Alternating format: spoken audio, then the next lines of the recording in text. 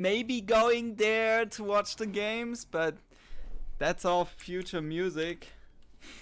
We are in the presence right now, and we are looking at the main base of the purple Protoss player.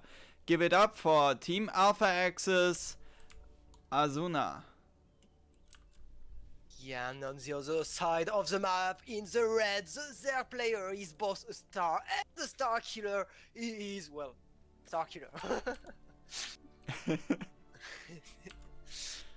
Jagannatha, one of the new maps of this map pool. Some of you might know it from the old team league known as All in the Nidus. This map was on the All in the Nidus map pool, but yeah, I don't really know what to think about this map. It looked like a lot of players does not like it, but look at those insanely big fast acceleration zone. I don't remember the name exactly, but they are really big, so I think most players don't like it at all.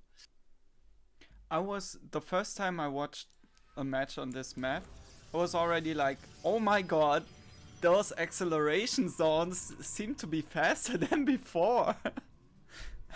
I never really thought of them to be that fast, but turns out they are pretty quick. Units move pretty quick in them. Yeah. So second base of Starkiller on the third, I think there were a pylon, right, from Asuna, so he definitely wanted to force Starkiller to take his second base on the third base slot, which worked. Yeah, you know, we heard that already in other professional tournaments where where the win rate for the Protoss player just goes up if they manage to block the natural of the Zerg. Of course, slows down the creep. It slows down the connection of those two bases for queen movement, and your drones will have to move way farther as well.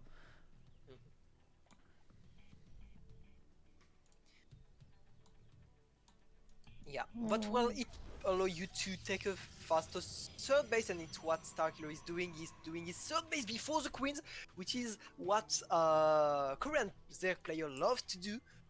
Foreigners do it a bit less often, but obviously when your second base had been forced on the third slot, that make you want to wait. I'm saying no.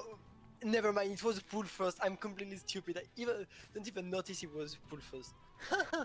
But well, it's Starkiller. I mean, obviously it's a pull first, but I was like, yeah, it will be on edge first. I forgot it was Starkiller. The cheesy. What did you say? Slightly cheesy, right? You know, that's the best thing about Zerg, right? You can play it. You can play it super safe, or you can try to play it a little cheeky.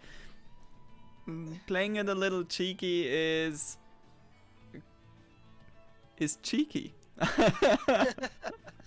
Yeah, well, the Adept had been destroyed for only one kill, which is not great. Those links might not be able to make any damage. So we have a Stargate, which is like the most stunner opener.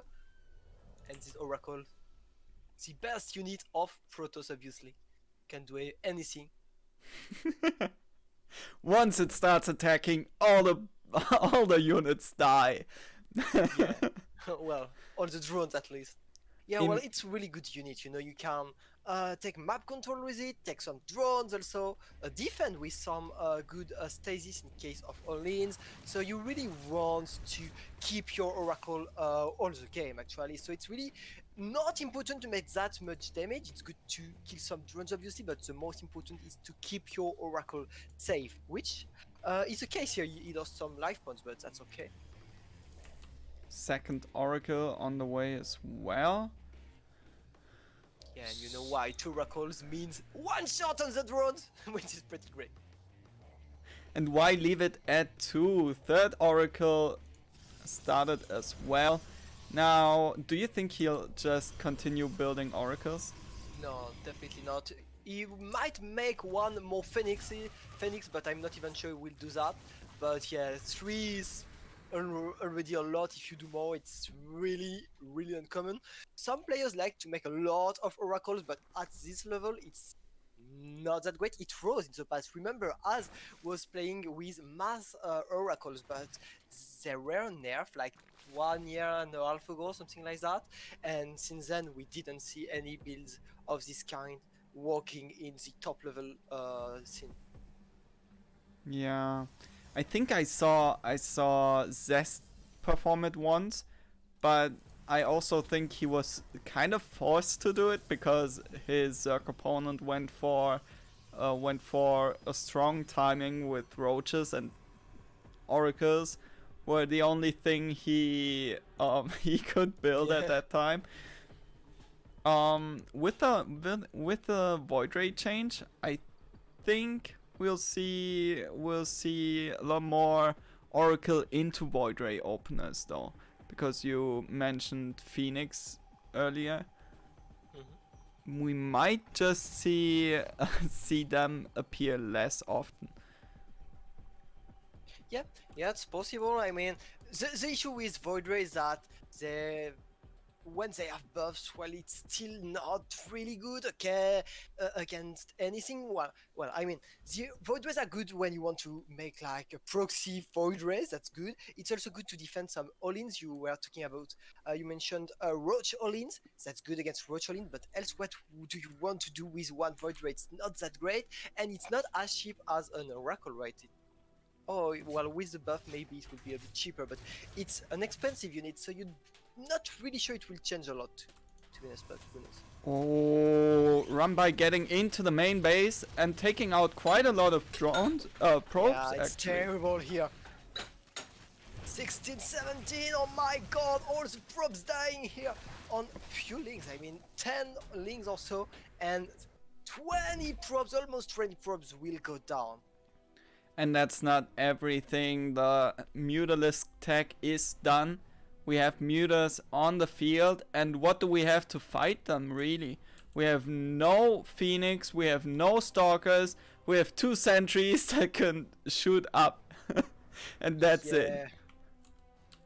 Yeah, I don't think it will be easy for Asuna to defend. Let's see what it does. Oh my god, one little links triggered the stasis, which is good. Oh my god, so many mutants, and as you said, there is just nothing, and the GG will probably be, oh my god, 2 Archons, maybe only 1 left. It's pretty hard right now for Asuna, yes. It's nothing to defend because Archons are not as fast as Mutas, Black One. And I'm not even sure if those Archons fit through the door. They don't. It's too big. Oh no! It actually doesn't fit. The Archon is eating a bit too much. And so many probes going down, and Zeus, few stalkers will not be able to deal with so many mutas with +1, even without +1 actually, but they have +1, and all the probes will go down.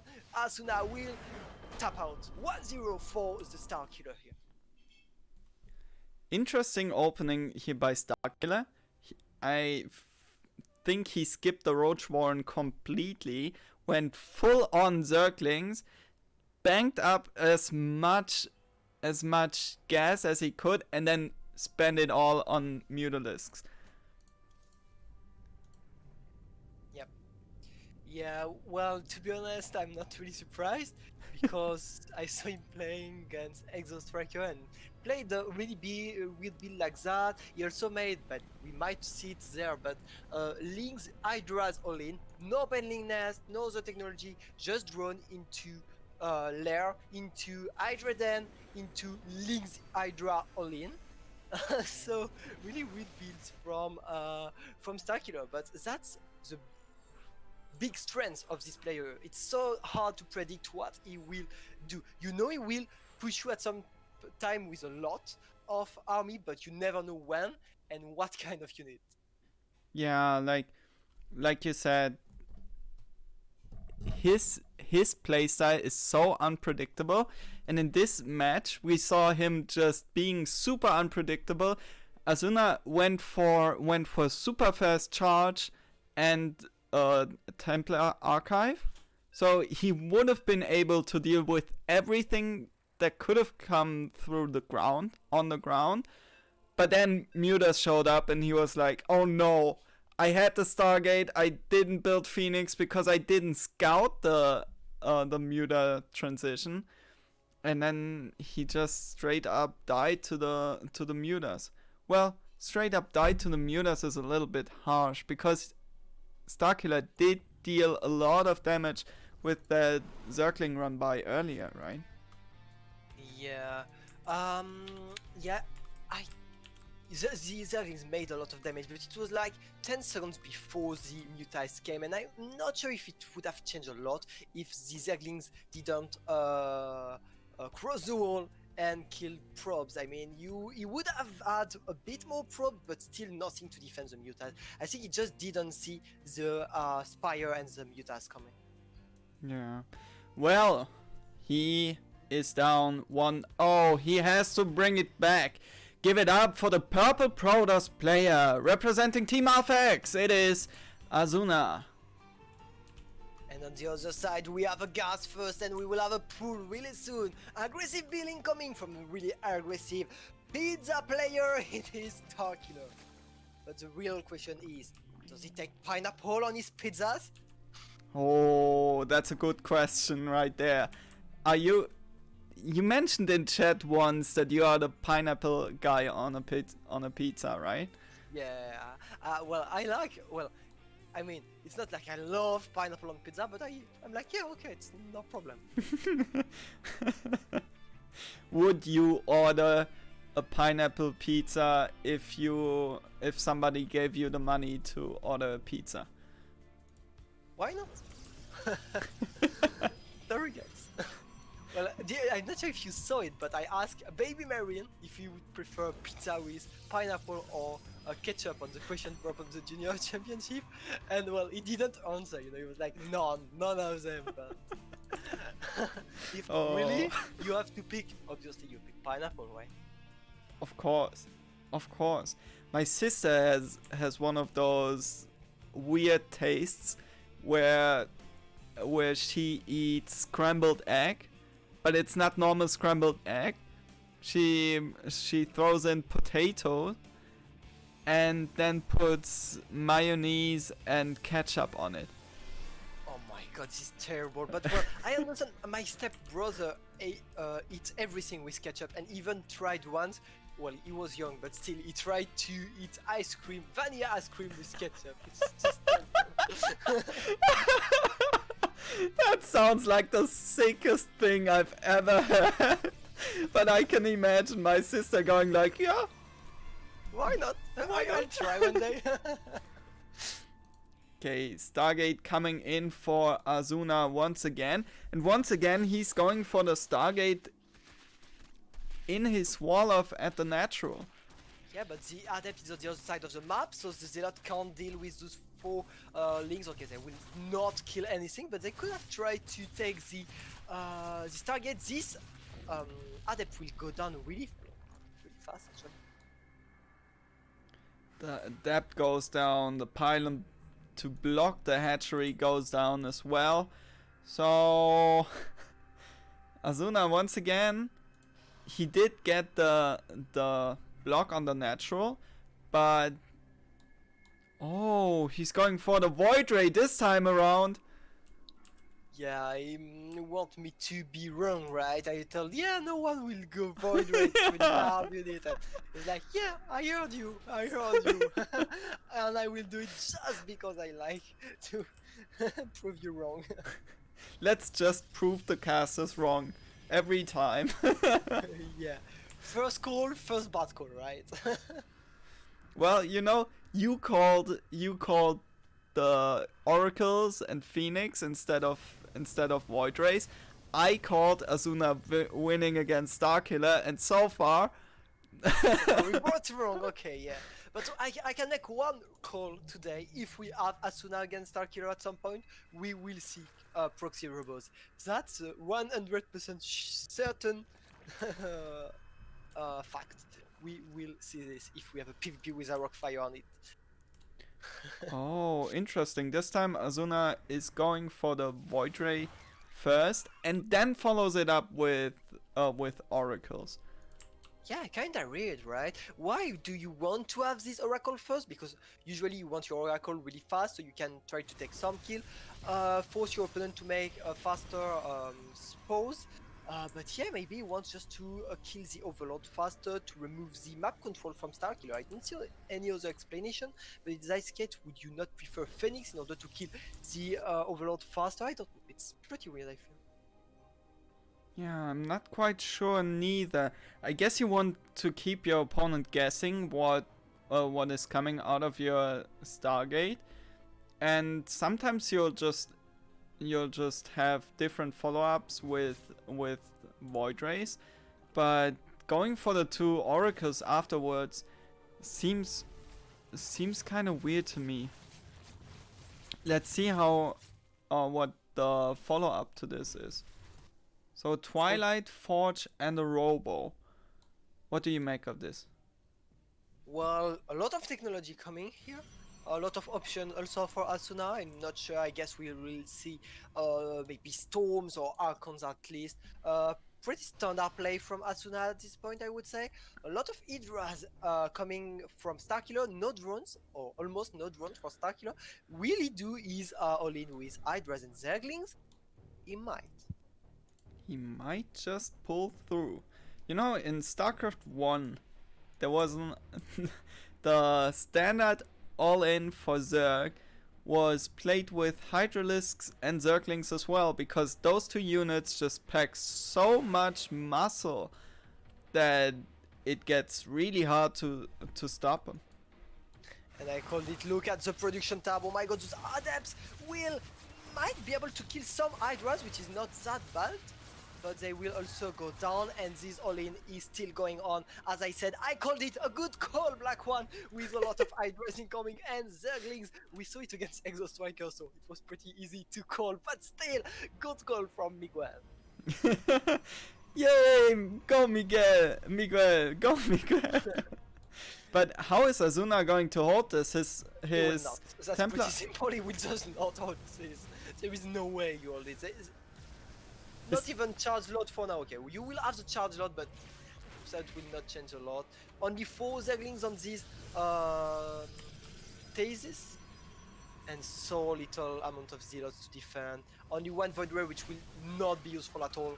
Oh, Starkiller is getting right on top of those cannons and sheet batteries that were trying to come in to save Azuna, but now even the Archons are getting killed off, and this is not looking good for Azuna right now. This super shield battery helps Asuna not to die right now though, but one of the Archons died, which is a big problem. Only one might not be enough, so for now it looks like Asuna's all. Those two oracles just dealt so much damage. One has 8 kills, the other 5. They were just continuously killing off Hydras, and well, if you don't have any Hydras left, your Zerglings will do pretty poorly against the Zealots with Guardian Shield support.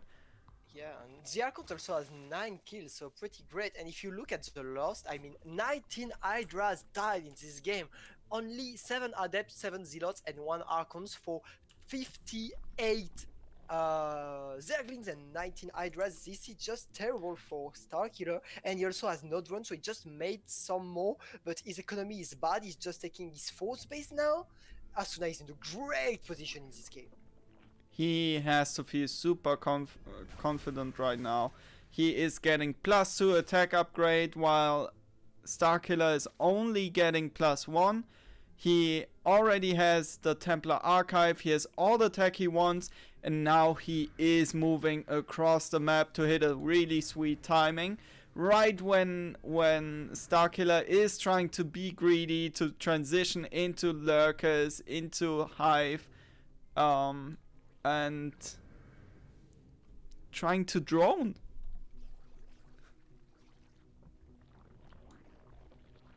Yeah, trying to drone, but that's the way of playing of Starkiller. He makes an all-in. If it's not working, he makes 15 more drones and another all-in, etc, etc. But the issue is he always is in a low economy situation, and right now this is a problem for him because he will lose his base also. This is just terrible. All the lurkers might also go down. No detection though, or there is an observer. There is an observer and the oracle, but I think Azuna is fine with taking out the fourth base, especially since he did get some worker kills as well, and well, engaging upwards a ramp if there are if there are lurkers on top of the ramp is never a good call. And why not tech into Storm, wait for +2 attack upgrades to finish, and then try to hit a really strong timing.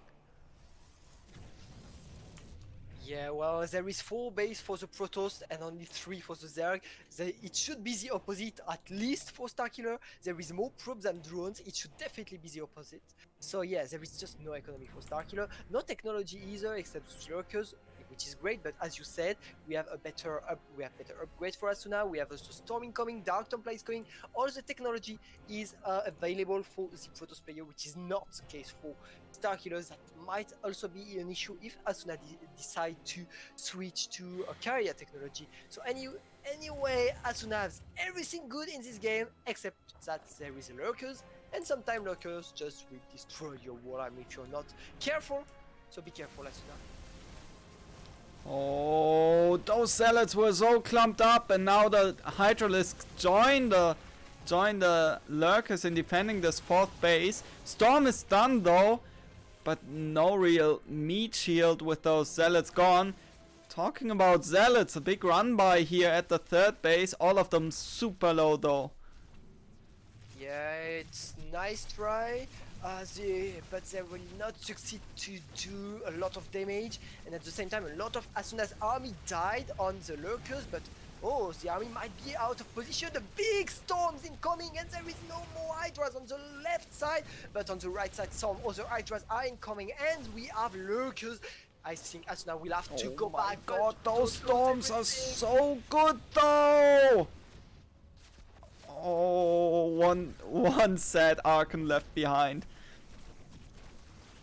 But killing the third base at the same time make it not worth it, but almost, you know, because you force Starkiller to be all in on a 2 base economy, given that the main is now mined out.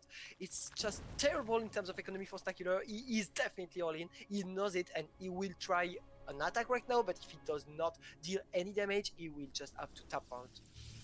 And he is trying to transition into carriers now. Now that's the type of play I really like. You go in, you trade your army for economy of your opponent, maybe even some of the opponent's army, and then you try to widen your tech. You try to get to that next level tech to get to the late game army. But I think Starkiller could have just tried to punish Azuna for being a little bit too greedy with that carrier transition. Yeah, maybe I'm impressed by Asuna's well, he added 3 targets, which means you will have 4 of them, which is a lot, you know. Most of the time you have 2 or most of the time 3 targets, but 4 targets, that means, look mate, I have a 5 base economy, you have at least 3 bases, while the 4th one being created right now.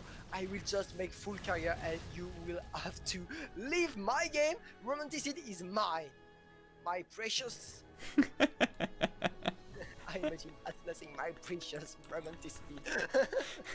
Azuna going full Gollum on this match. My precious. Yeah. Well, Starkiller has his precious lurkers. And they are holding 4 now, but they will not hold the 4 carriers being created right now. That's a lot of carriers incoming. And +2 also on the carriers incoming, so yeah, really bad situation for Starkiller. I have no clue if he has a way to defend, but I think with no Spire, he just do not have the technology. Obviously, he has no economy either, but I don't think even if he had a better economy, he can defend.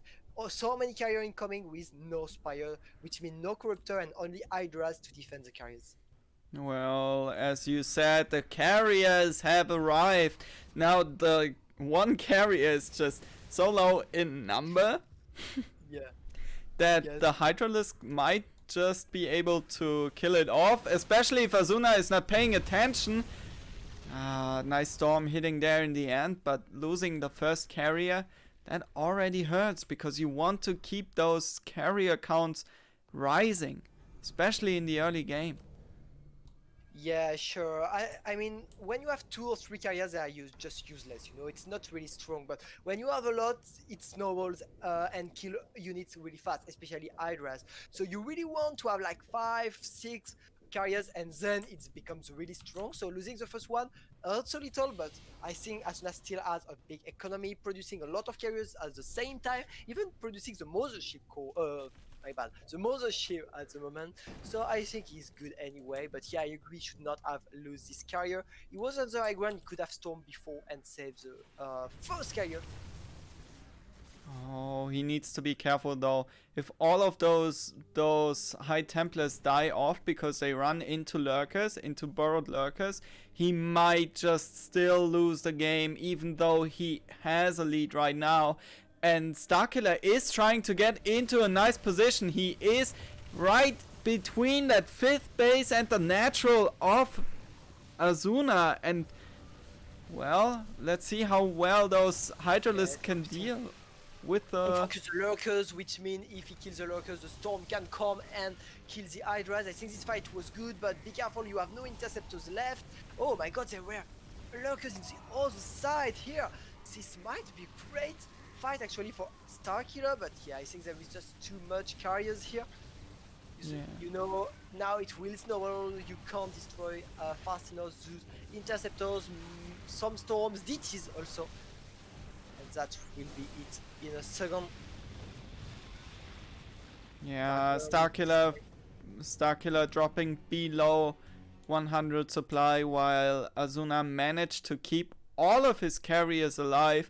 He did lose all of his High Templars though, but with additional weapons he might just be able to push through and kill off Starkiller with a big He lost boom. probes on this fight, but he still has 70 probes, and he even took a 6th base when his opponent had only 4 bases. I mean, the economy just explain why Asuna is just winning the game. Is almost easily, even if the fight was really good for Starkiller. I think with the lurkers behind the army, it was a really good move, but still not enough because there is so many carriers, there's so many army. Oh my god. This Protoss army is just going to wipe out all the Zergs. There is no Zerg left on this planet. I can tell you that. Remember the Wings of Liberty campaign when the Protoss Purifier or something like this destroys the Terran base because it's infested by Zerg? That's what's happening right now. Starkiller, you have been purified here. I think the Zerg player will have to lose the game in the next second. Oh, Nice abducts. nice setup, but nothing left on the ground for Starkiller. You know what's the biggest success story of this match is? Tell me. That Void Ray from the beginning made it through to the end. Oh my god, you focused on it all game long, right? You were like, oh, he's alive, I'm going to follow him. I just realized because it was still cruising along with the carriers and I was like, yo, you made it, man. You made it. You got in there right from the beginning. You killed off an overlord and then you managed to get by. Yeah, it's actually insane, right? Because it was not useful at all, but it was just there, escorted by carriers. And I mean, the Hydras were like, I can kill 1 unit, but then we can't kill 2. So I have to decide: will I kill the carrier, which is a really strong unit, or the Void Ray, which is a really bad unit. I kill the carrier. So yeah, obviously the Void Ray survives. You know, he's the guy in a group project who just sits there and does nothing but gets an A in the end. Exactly. Just watching and saying what's wrong, you know? That's wrong. You should not have died, carrier. Why did you die? Bad play by you. Why did you get abducted? I didn't get abducted. Right? Yeah, look at me. I made it.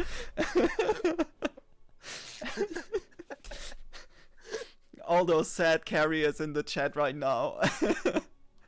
Going, those Void Rays, they always survive.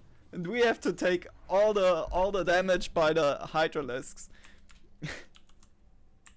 Yeah, and this will definitely not be a 3-0. This will be, as we both planned, really tense match, and it's really hard to to call who will win. So I will not do it, but I will just say in the top left-hand corner of the map, in the purple, it's the Protoss player who just won with a mass carrier against Hydras. It is Asuna. Yay! And in the bottom right, he's the Red Zerg. He just lost his map on Romanticide, but can he bring it back on Lightshade? Give it up for Starkiller. And see the build order again. Again, Starkiller does not know what Hatch first mean, right? He does not know. He does not even know it's possible to do an hatch before a pool, right? Oh, I didn't know. I could make a hatch if I didn't have a pool. I imagine somebody like Starkiller going to an offline event, and then there's that Gold League player, and he's like, yo, I heard of this new strategy, and it's like you build a hatchery at 16 supply, and then you build pool and gas. And Starkiller is just mind blown and doesn't know what to think of it, because a Gold League player just told him about the weirdest build ever. Oh my god. Yeah. Well, we will have a second base, though, and probably a third base soon. It's just how the build order works. We stopped mining gas from Starkiller's side, so he will be able to have a bit more minerals, so a bit faster third base and a bit faster drones, but no cheeky binding burst or anything like that. Actually, I don't think Starkiller likes binding burst. He likes a lot of cheesy build, right? Not a big fan of banelings, you know. Why bother making banelings when you can kill your opponent with mass links on a Nidus, or just with a drop load, or both? Or both? Why not both? Yeah, he's doing it. It's not a joke. He make a lair, then make both a Nidus and a drop load, put some Zerglings in a drop load, drop them on the main, and at the same time make a Nidus on the main. So the Protoss player can't attack the Nidus because links are already there, and the Nidus finishes, and you have more links. I He did guess. it against Exo Striker, and I saw him doing it also on the MV pickup, so he actually loves this build. Might see it today.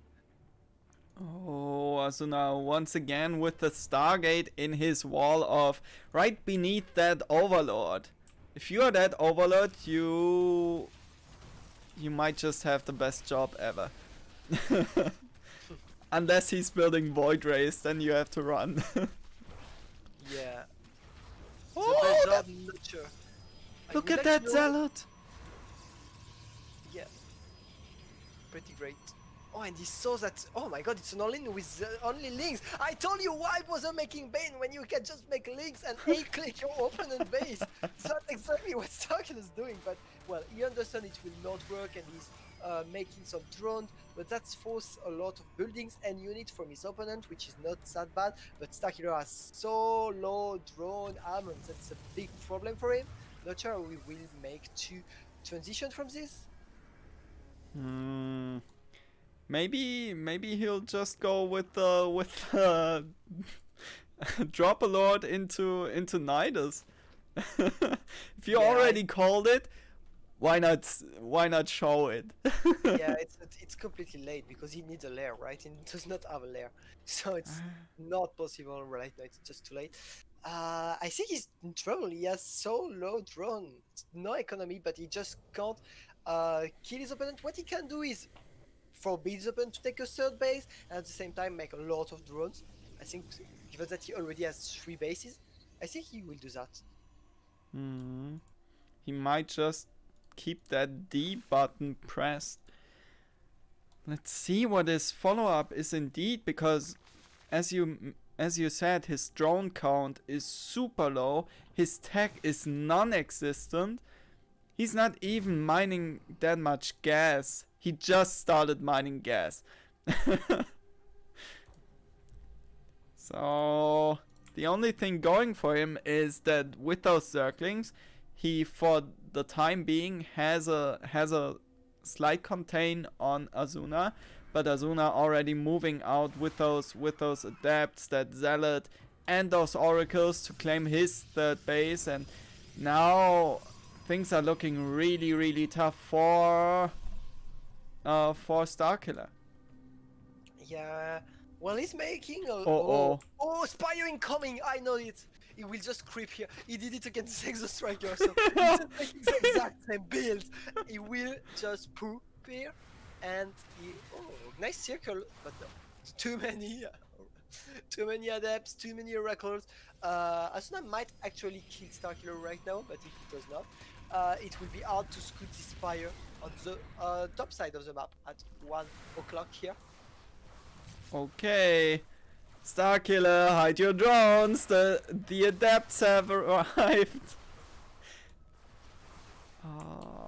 Can he actually hold it with Zerglings only? No, he can't. Well, he can't, but he will lose all his lings and probably a lot of drones. Maybe And you. even like that. Yeah, and this Spire has planned. He's making a lot of drones instead of making lings because he knows anyway he will lose drones, so he's making more in order to survive if he loses a lot of them, which is not actually a bad idea. But anyway, he's in trouble. He might actually lose his base. So the adept, my god, he will kill the base. This is insane. No, he finished the shade. In the main he goes. Yeah, it's going to take another base, right? Okay, so he knows there's a lot of gas being mined. He knows there's a layer. What could it possibly be? So it's the second base maybe of the Zerg player. Yep. Okay, the base actually survived. So this was a misplay from Asuna. And that means Starkiller is, which is weird, but it's a fact, he's in a good position here. There is no way to defend the Mutas, and Asuna has no clue of what's happening. Yeah, but Starkiller only has 300 gas to build Mutalisks. Oh yes, that's true. That's a problem. And 3 Arkanson is natural. Oh This yeah, is- well, actually, never mind. Never mind, you didn't hear what I said. I didn't say anything, by the way. So, Yes! 3 Mutalisks on the way. oh Do my it, God. Starkiller! 3 Mutalisks for 3 Archons, that might not work for Starkiller. We will have to tap out, and Asuna staking map number 3. Oh my god, this is already match point for the Protoss player. I'm surprised, honestly. I am slightly less surprised than you. Yeah, I mean, I expect a really tense match, but this game was going well. Yeah, actually, the beginnings was really weird from Starkiller, but I don't know. I expected a bit more. Cheese. Starkiller defending a bit better here. But well, okay. Let's hope Starkiller will win this one because we want a 3-2 at the end, obviously. Because we don't want to sleep tonight. We want to go to bed at 3 Who a.m. needs sleep anyways? Yeah, exactly. It's not like there were events since I don't remember which time in the morning. You know, I was thinking about what you said in that last series when you told us that Starkiller doesn't like to go for Banelings. And I think the reason why is because there is already a Baneling guy in the NA StarCraft scene with no regret. You already have the Baneling Buster.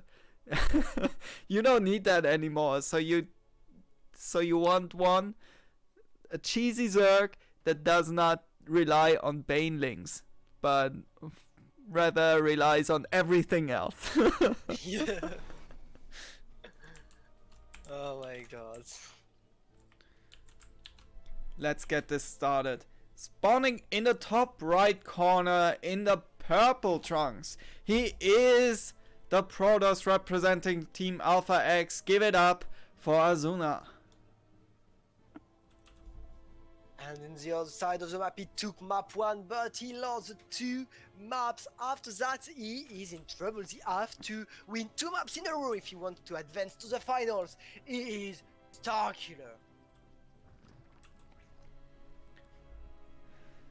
So, pull first again, huh? Yeah, gas pull to be precise. It's not like a 12 pull sometimes when you just make a pull but no gas. It's a defensive build and you take a second base really fast and you don't lose a lot of economy. But when it's gas pull, that necessarily means you will sacrifice a lot of economy, so you will try to make some damage.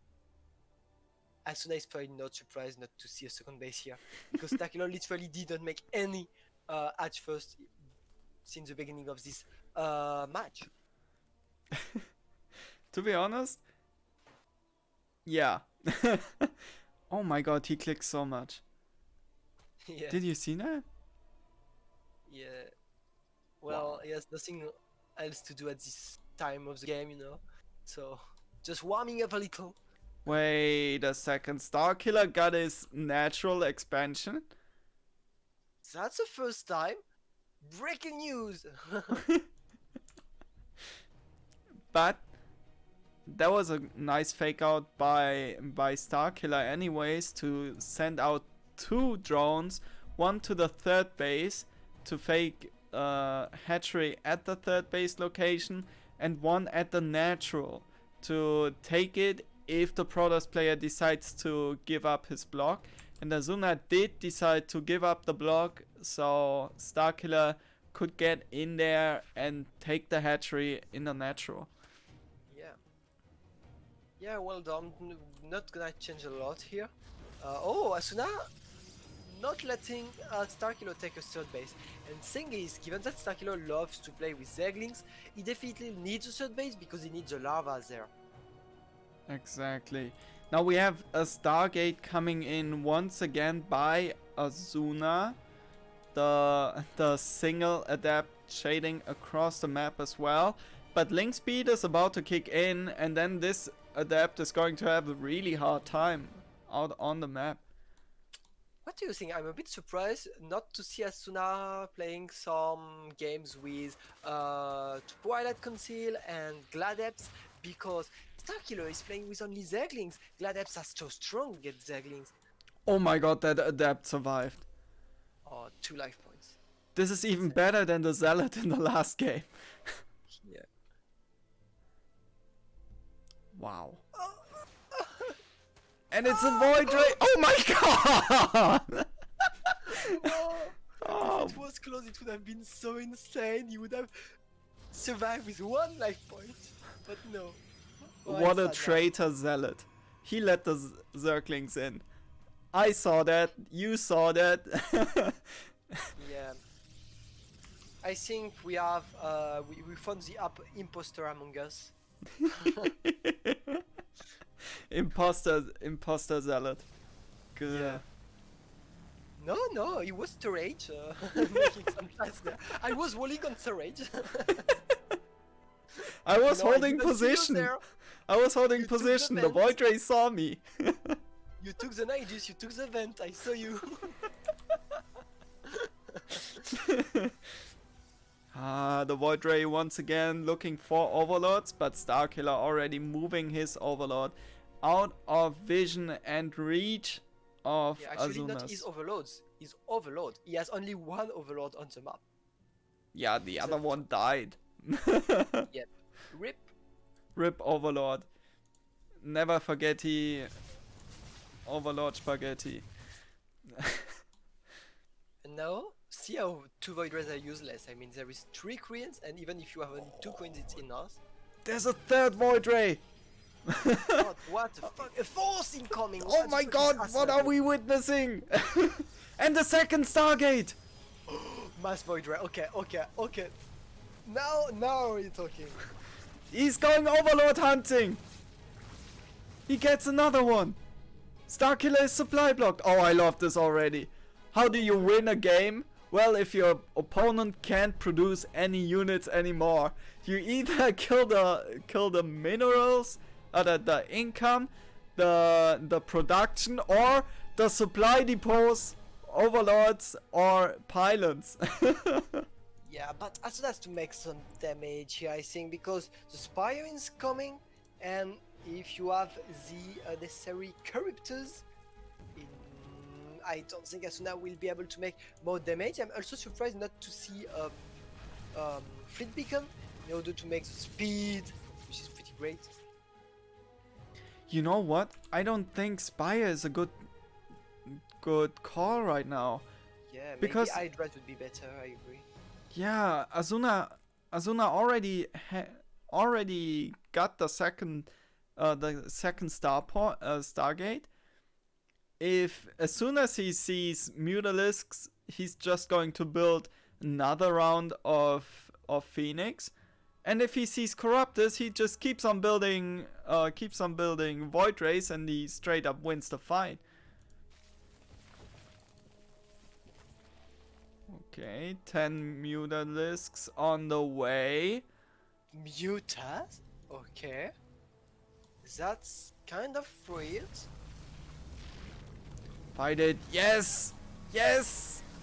Zillair might go down really quickly here. Does he know about the... Oh. Mutas will go down to oh, wait. Oh, focus fire the layer! No! Yeah, he has to recall actually, because else he will just lose everything. This is not going that well actually for Asuna at this point. He's making Phoenixes, which is a counter to Mutas. Mutas was a great choice, because if he had made Corruptors, which are armored, well, the Void Rays would have destroyed them, but the Mutas are not armored.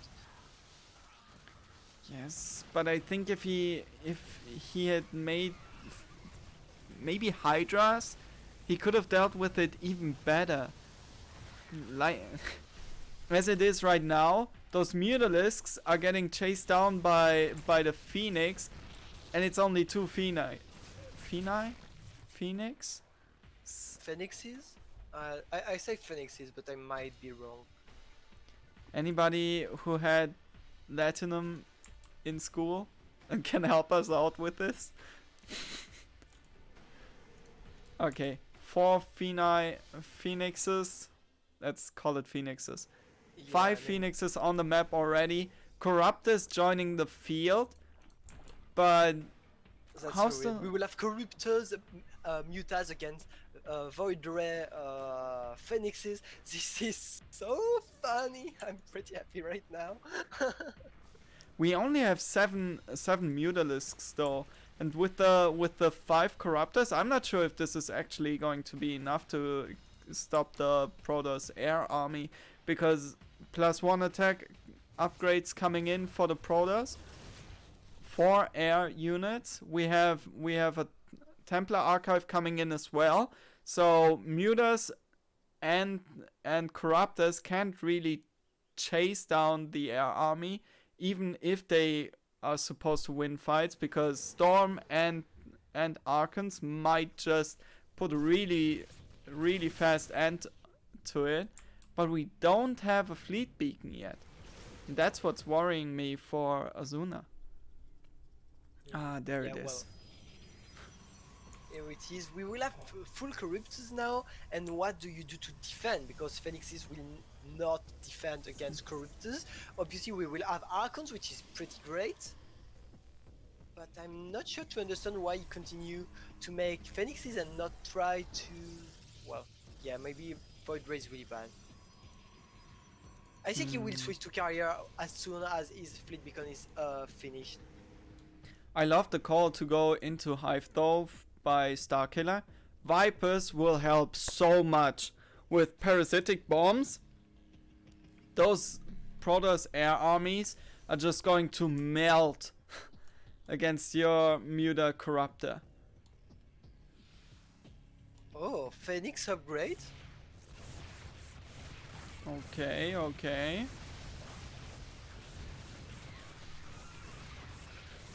I love 11 mutas incoming. Oh my god, against full Phoenix. It's so weird. oh And my god, so kind of many bad. Phoenix. Yeah, he's making mutas, which is definitely not great, right? No, it's everything but great. My Look god. at them just running away and killing all the Mutalisks in the process. Do we have Storm? We do not have Storm. You can So do, Shift L to see the lost here. It's pretty fun to be honest. 12 mutas for no phoenixes. but five Void Rays. That's something. Yeah, sure. How would you transition from here on out if you are Asuna? Because you're already getting +2 attack upgrades. Would you go for a carrier army, or will you just stay on Phoenix and try to fight it that way? Maybe get some storms mixed in. Yeah, I think storms, phoenixes, and well, soon carrier. I think Archons and storm are really important right now. We do not have storm. Well, Asuna does not have storm. He has Archons, but I think storms could help also against the Corruptors. Actually, I think if Asuna just gets enough Archons in here, there's no way Starkiller can fight this. All the Mutalisks are trying to get on top of everything, but they're just melting. Oh my god, this is so many mutas. That's the end of the game, right? He just threw his mutas to the Phoenixes and Archons, which are literally the two best units against mutas. Oh. Split. No, don't throw them together. Don't. Oh my god, the parasitic bombs just... It looked like he still had a loss. Oh. But still, that was not the best split ever. Well, 3 ran. Guys. 41 Mutalisks died so far. GG. Yeah. My call was right after all. You cursed him. You cursed Starkiller. I did certainly not. Okay, well, now let's go. Yeah, if I curse Starkiller because I said I thought he would win, great, because now I will curse Vindicta saying that oh my god. Well, congrats to both players. It was actually a really interesting and fun match to watch. It was. While we are waiting for the next match to be loaded between Vindicta and Arok Fire, why don't you guys in the chat check out the Matcherino? You can just contribute without actually contributing your own money. You go on to the site, you press sign in, you sign in with your Battle.net ID, with Google, Facebook, I don't know what else, Yahoo maybe? There are like 10 different options, literally 10 different options.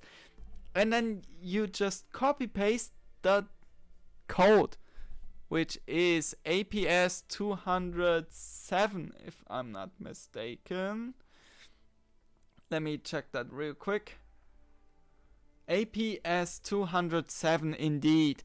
And with that code, you just make money appear. And all the money that will be gathered this way will go towards our players. And you will just help make esport happen.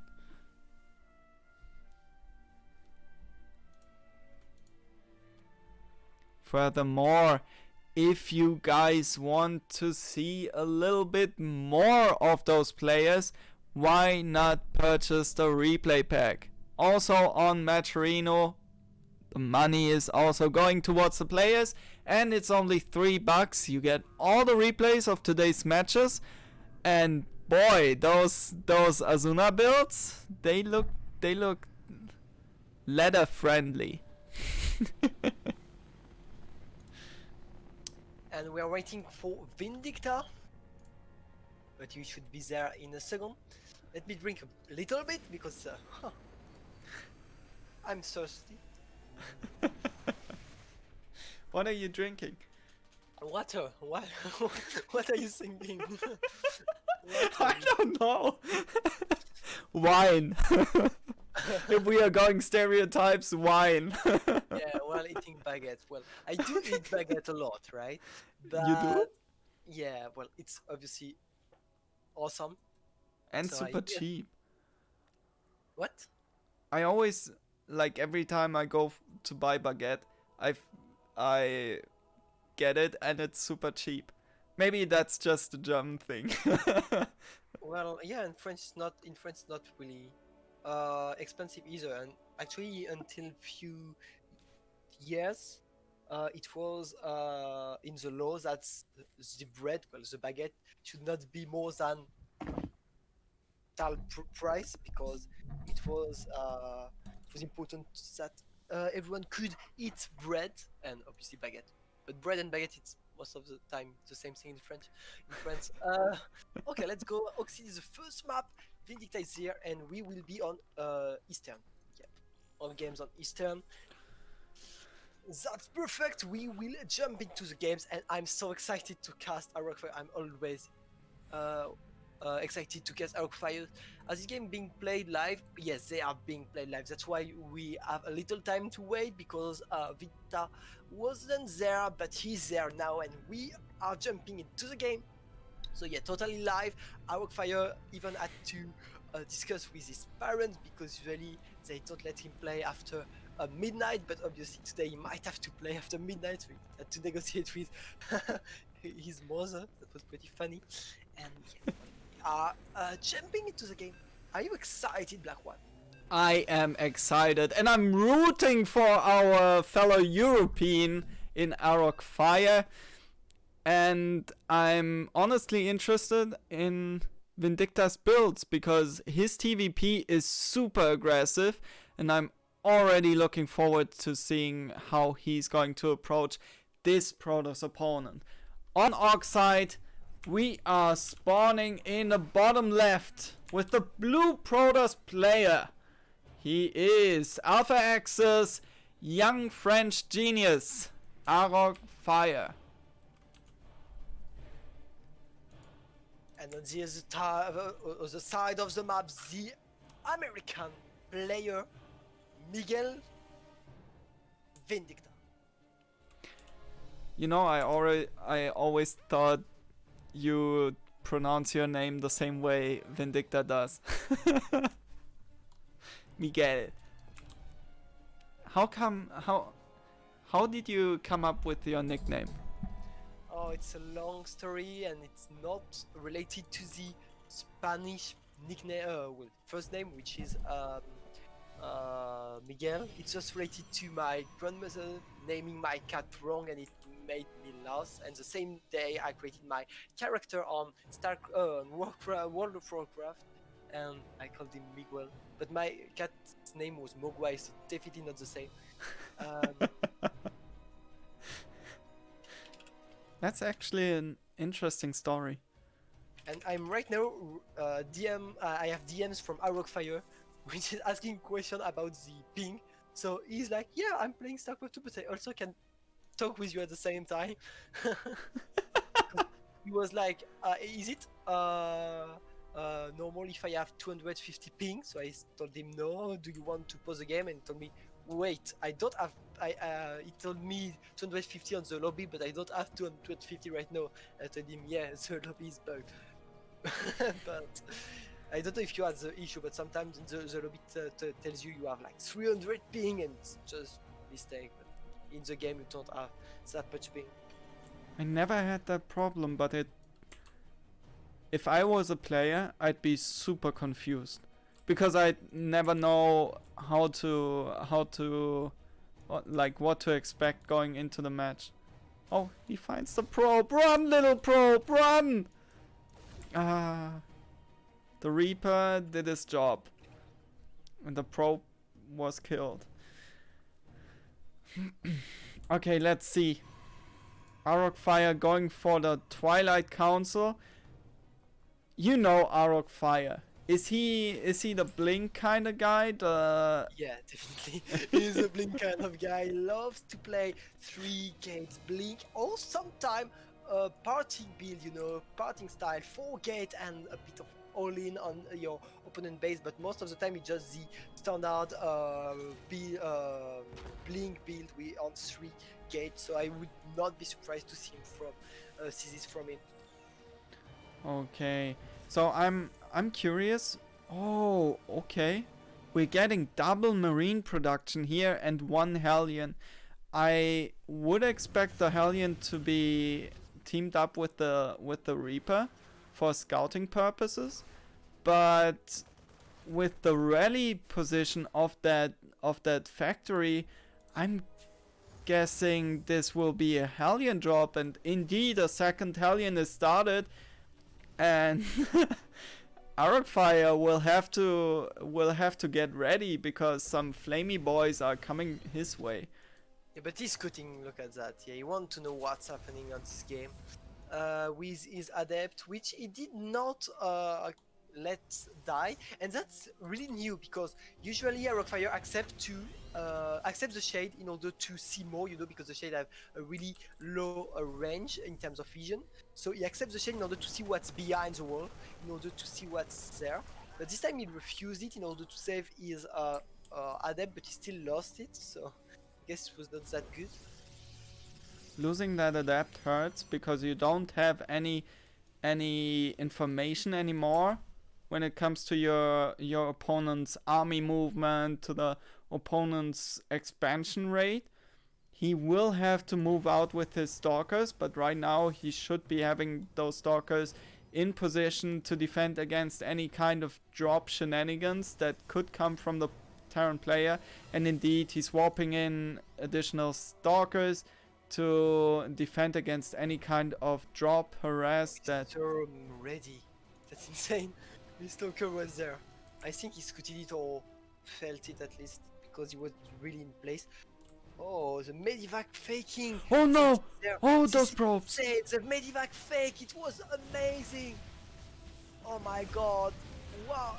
500 IQ here from Vindicta, killing 5 probes that way, which is good, but well, it's okay from both sides. I mean, 5 probes is hurts a little, but you killed 3 aliens, so it's, yeah, I would say it's even. But yeah, I love this move from Vindicta to, hey, see, my Medivac is here, so I don't have aliens elsewhere on the map, and oh, lol, my aliens are not on my Medivac. It's the classic magician trick, right? He shows you a coin in his hand, and then he shows you his other hand, and then suddenly the coin just magically moves from one hand to the other. And what you didn't notice is that he was just distracting you with showing that one hand to get the coin into the other. Just like Vindicta was, he showed the Medivac to the Stalkers, which was not necessarily on purpose, but he then used it to distract Arok Fire and to get in for some additional damage with those Hellions in a different position. Yeah. But I think Arok Fire cut off the end of the magician, because the Medivac died on the Blink Stalkers on the other side of the map, well, on Vindicta's side, which is a good pick from Arok Fire, not losing his Stalkers, which is really important. You don't lose them. You see there is a lot of army from Vindicta, you see the third base isn't there yet, so you have to understand that it's an all-in from Vindicta on 2 bases, and you have to defend it. It might be hard, but it had been scouted by Arok Fire. Yeah, now let's look at the unit count for Arok Fire, and to be honest, with all those chargelets, He The split was insane on the missile, you know? That was pretty great. Oh, I wanted to say all the zealots in this army of Arcfire might just give him the win, but the the delayed attacks by Arcfire onto this army of Vindicta were just delayed enough for Vindicta to... Oh my god. It will not even hold here. Yeah, I thought it was a good defense at first. The missile didn't work that well, but the zealots were too late on the back, so they all died. Yeah, the zealots in the back were too early, and the zealots in the front were a little bit too late. So the Marines and Marauders were able to just kill off all the zealots that were coming in from behind, and then get rid of the zealots in the front. And now Arcfire has to tap out. GG is called, and Vindicta takes the first map with a 5 frags all in on 2 bases. Yep. Yeah, that's a bit sad. I think Rofer could have defended a bit better there, and he would have been in a good position. Yeah, I agree. Like, usually that's what the Raven is for, right? You want to take down the main tech unit of your opponent, the big damage dealer, like a Colossus or maybe even High Templars. But for this attack, there were just so many zealots. Vindicta tried to deal with them with the anti-armor missile. Beautiful splits by Arcfire denied that play though.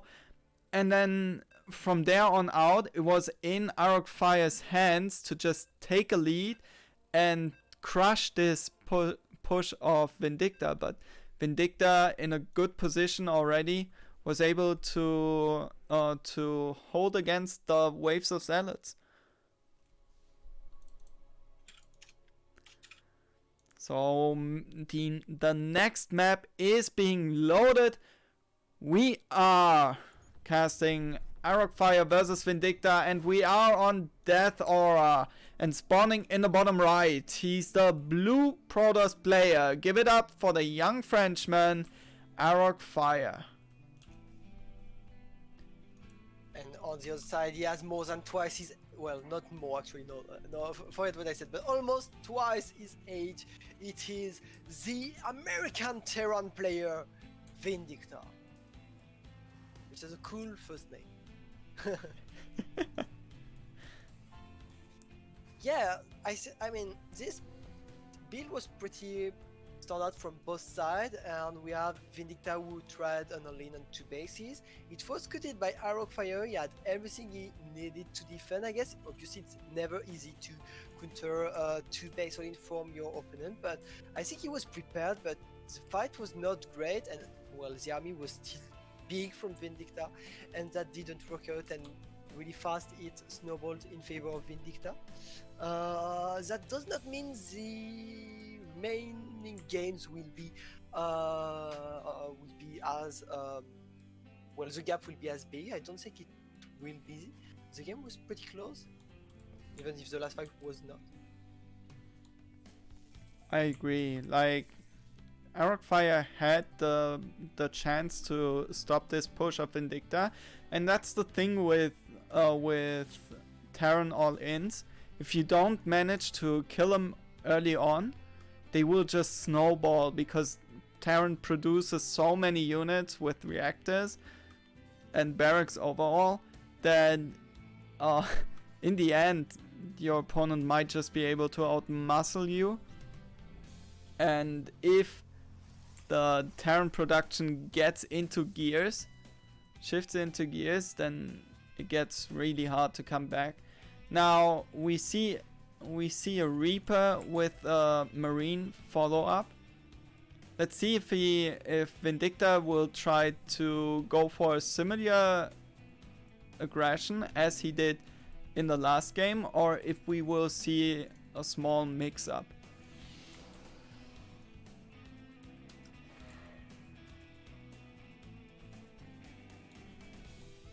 Reaper arriving at the doorstep of the natural, fighting against that adept of Arok Fire.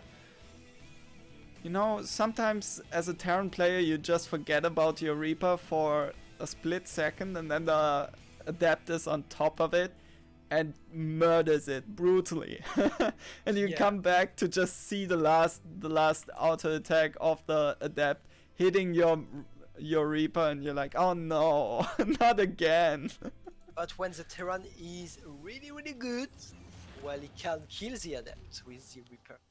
That's true. There's even a micro trick where you can bounce an adept when it tries to shade on top of your Reaper. So if the shade is right on top of your Reaper, you can place a grenade beneath it and cancel the auto attack, giving your Reaper enough space to get away and not get auto attacked by the adept. Possible, but oh, the Reaper died. It is definitely possible, and it's also really hard to do. So even players like Lem and stuff have really big issues to do it. But we saw them try it, and sometimes it works. I saw Baby Marine, one Abivion also do it. Baby Marine is actually really good with killing adepts with his own Reaper, which is not easy to be honest, but pretty sick to see. Oh no. Did Arok Fire forget Blink? I don't see a Dark Shrine on the way. Yeah, that's actually probable. Oh, this is terrible. Oh no. You're totally right. I think you know, I told you that he usually plays 3 gates and standard build order, but sometimes a 4-gate blink, which is what he's doing here, but it just 4 gates the blink.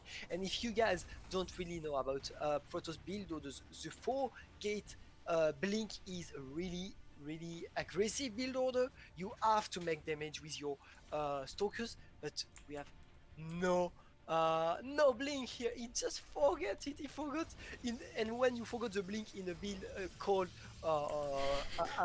the timing blink for gate, well, you need forget, you need the timing, and you need the blink. That's oh my god. Oh, we do. Oh, don't connect. Oh my god.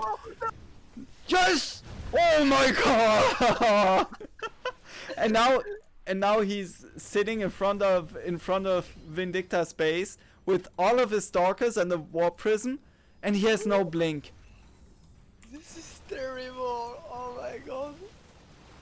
Vindicta, you need to pull more SCVs. Right, I think he will leave really soon. I think he would be in a ladder game. He would already have left the game, but given that it's a tournament, you know, when you're a tournament, you're like, no, I don't want to leave right now. I want to show good games, and that's great. But yeah, I think he might be really pissed here. Might be a bit tired also. He's not used to play tournaments that late. That's good practice in the meantime. But so yeah, it's pretty hard. He has some kind of blink with his prism, and he's doing really well. But this tank might just say no. Indeed, the tank just says no, and he killed 8 SCVs. I don't say it's enough, obviously, but it's not as bad as I thought it could be. Oh, Vindicta was going for the all-in once again behind all of this, so slowly but surely the numbers for Vindicta should rise, and then he should be able to just roll over Arok Fire, or will he? There's almost no bio left to deal damage. Arok Fire wins this game after forgetting the most important thing of his build order and losing 15 probes on a mine. Is that even possible? He killed 15 additional SCVs. And he saves a lot of stalkers also. Look at the loss, it's insanely in the lead of Arok Fire. Yes, stalkers are expensive, but 24 SCVs, you can't afford this when you're the Terran player, even if you killed a lot of probes with 1 mine. And this game, which was really terrible for Arok Fire, is going well right now. You know what I think what happened? Oh my god, Oh, that micro was so sweet, This but ma- it this wasn't medivac enough. Probably the end. GG. Rock Fire. Oh my god, this is insane. You know what I think what happened? Listen to this. I think Vindicta went into the main base. He saw the Twilight Council, and he saw nothing was researching. So he thought, oh yeah, nothing researching. There's DTs coming 100%. So he didn't get those additional bunkers. He didn't pull those SCVs quite fast enough because he wasn't prepared to see 4-gate Stalker aggression. And then Arcfire was just straight up out microing Vindicta in that match. Okay, so we have little delay right now that Vindicta has to play the ace match of a team league. He plays with his university, so obviously we will not forbid him to play it. So we will be we have to find something to do on the meantime. So I suggest we just pick a game somewhere and cast it or something like that. What do you think? That sounds about right. Do you have a game in mind? Well, I'm just going to take the last replays of Alpha X series, for example. Hurricane versus Special. Do you want a game of Hurricane versus Special in the meantime? Yeah, why not? Come on, another TVP. Let's see what Juan has to offer. Okay, I just need to inform the players.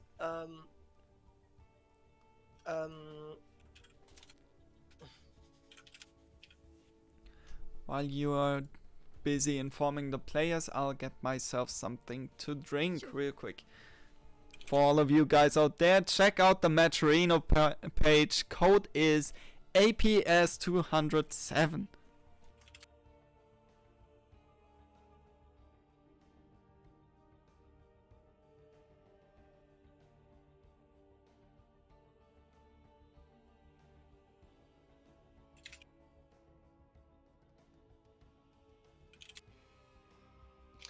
Okay, guys, so we will be casting one game of Hurricanes against Special played few days ago. On the meantime, given that we have to wait for Vindicta, but after that we will be definitely coming back, obviously. So let me just find the game.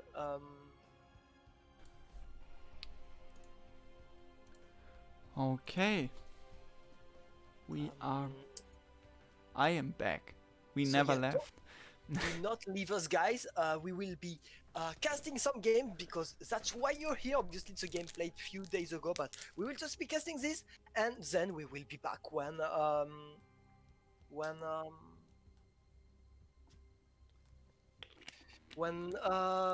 Vindicta is back. Oh, I hope he gets he makes his name proud, and he wins because his name is Vindicta. Yeah. I'll show myself the door. Well, let's go into the game. Let's do so indeed. Both players representing the Into the clan, by the way. Yeah, actually, Special is playing for he has a Exxon? team, but he's playing for Team Exxon. I don't know what's Hurricane team. Let me just check quickly. Is it Team Envy or? Yeah, I think it's Team Envy. That could be. But yeah, I'm going to check. Obviously, that was definitely not planned, but no problem. We have a lot of replays of all the events we're hosting. We have events twice, 3 times, 4 times, 5 times a week, sometimes every day. So Team LP. Team LP. Okay. So Okay. just get this old replay. Spawning in the bottom left, he's the red Terran player representing Team Exxon. Give it up for Special. On the other side of the map, it is the blue player from Team LV, the great Protoss player from Korea. It is Hurricane.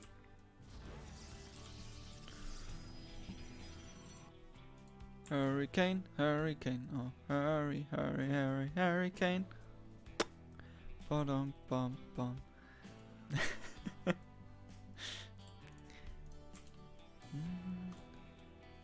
Let's see what those players have in store. Special is actually somebody who I think has a great TVP, because he is somebody who just likes to think about matchups a lot, and TVP will just oh,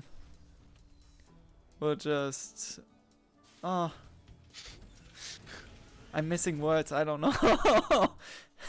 You will profit from thinking about this matchup a lot, because tank positioning, timings, all of that stuff is so important in this matchup.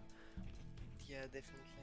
So yeah, another TVP here, that's great. Actually, I just took the first map I had because I was like, my god, this is bad. We have to show games to players, well, to viewers, because well, they are here to see this. Who is asking scores? Why is Alpha XSC2 asking score? Are you logged in Alpha XSC2 account? I have no clue who it is. Who is logged in Alpha XSC2 account? It's a best of one. This is not a best of one, but we will obviously not show all the games, you know. We are just casting one game, showing you some good games while we are waiting for Vindicta, who is on university tournament. He definitely have to play. He was playing before his match, but thing is he has to come back as an ace player. So we have this special against Hurricane, and see how this Reaper is really good. He just took a kill. I might be able to extend one away. Oh my god, that was so close. He could have taken it, but he would have probably lose the Reaper, which is not what you want to do. Oh, is he going to get another one? He did come back. But he loses the Reaper after all. Killing 3 probes though? I take that. In a ladder match, I would take that every day of the week. Now we have a Widowmine coming in for special. He's not going for the Hellion follow-up to the Reaper, but rather is trying to get that Widowmine drop a little bit faster and then go for tanks, I suspect. Now for Hurricane, we have a Stargate finished up and the Oracle almost done as well. Adept in front of the Natural, trying to get scouting information in. The Widowmine will burrow a little bit further towards those Adepts. Yeah, this is the proof that it's not Arok Fire playing. We have an Oracle in PvT, not just Blink Stalkers. Oh, did the Widowmine die?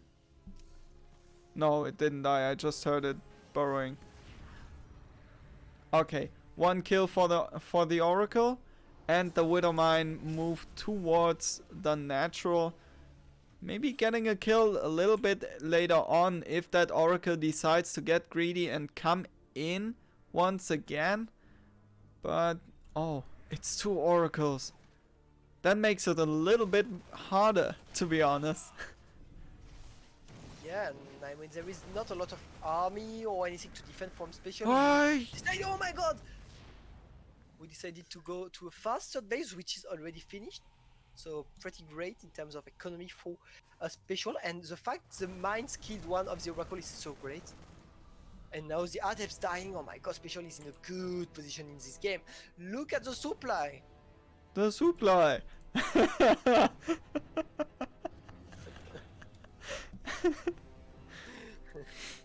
But thanks, Black One.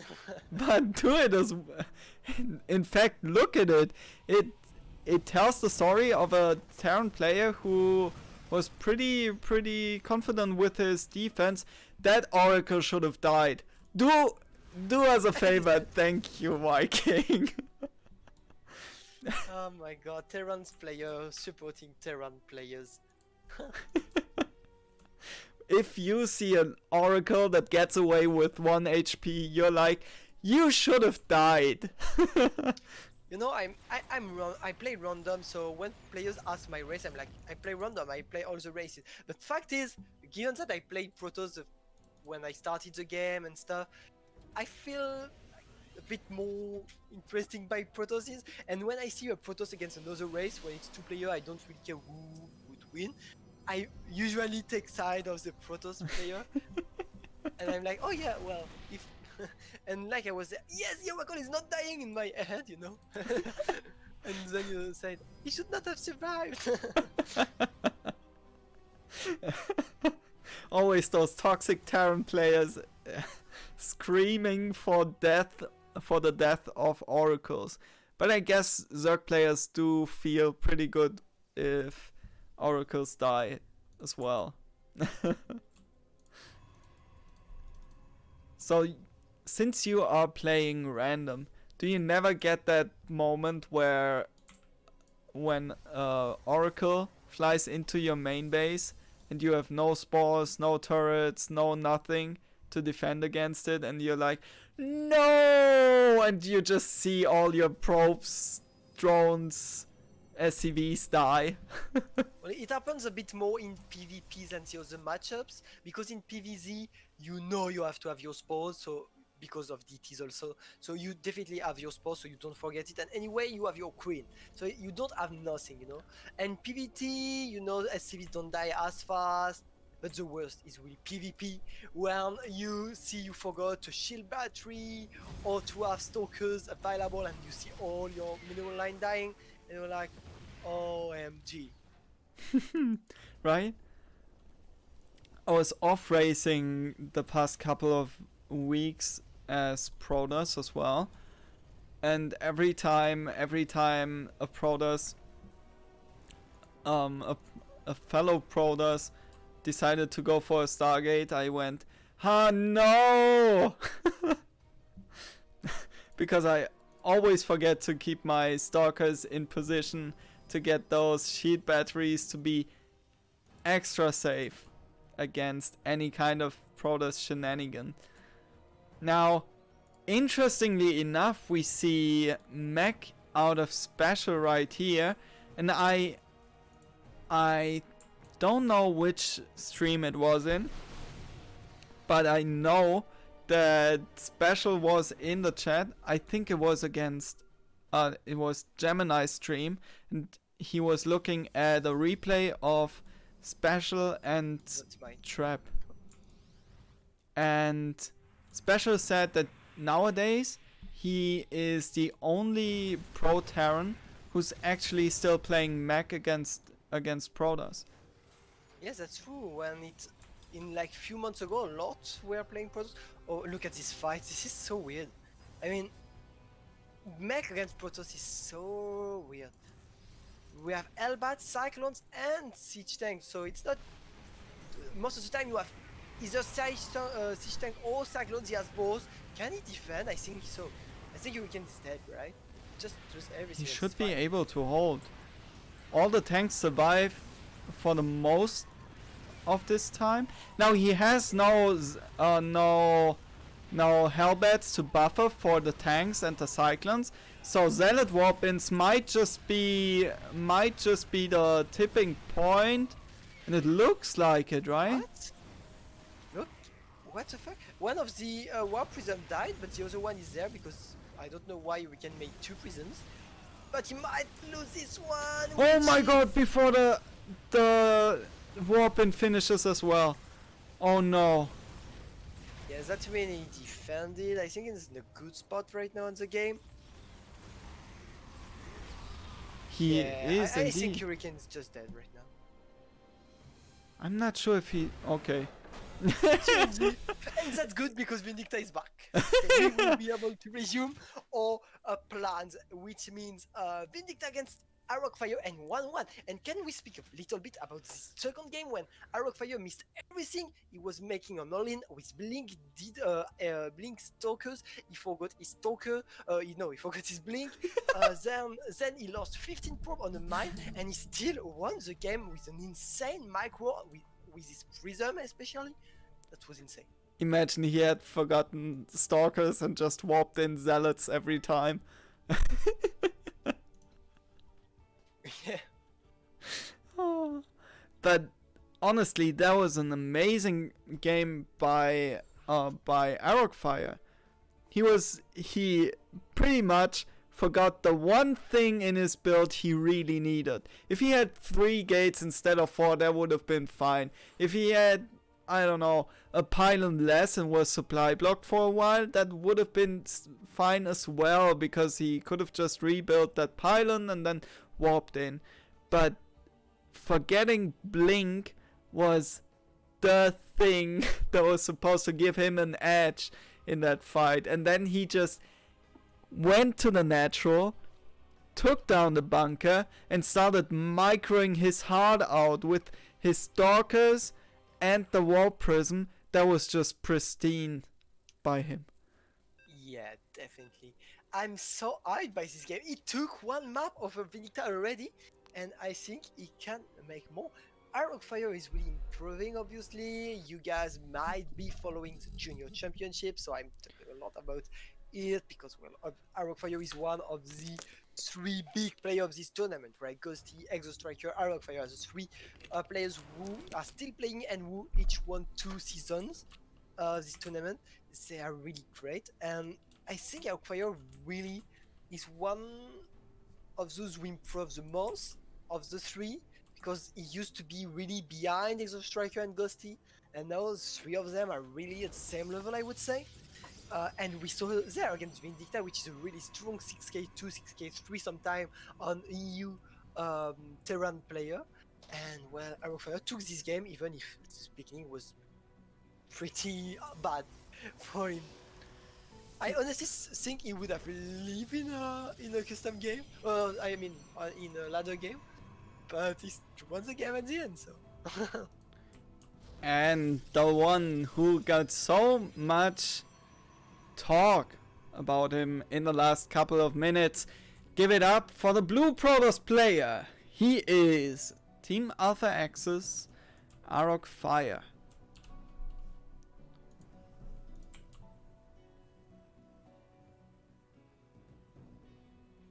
And the other side of the map, sorry guys, this is the Terran player who just lost the game he shouldn't have, but he's still there obviously on Lightshade in order to win against these little Protoss. It is Vindicta. You know what? You are right. Like, that last match is even more impressive if you think about the Widowmine drop in the beginning of the game that killed 15 probes. On one mine. One freaking mine took... Actually, I don't think so. I think one mine took 14 and one mine took 1 probe. But still, I mean, that still means with 2 mines you kill 15 probes. It's just insane. And it still, I mean, it makes no sense in my head. Oh, what is this probe doing? Proxy Robo, maybe.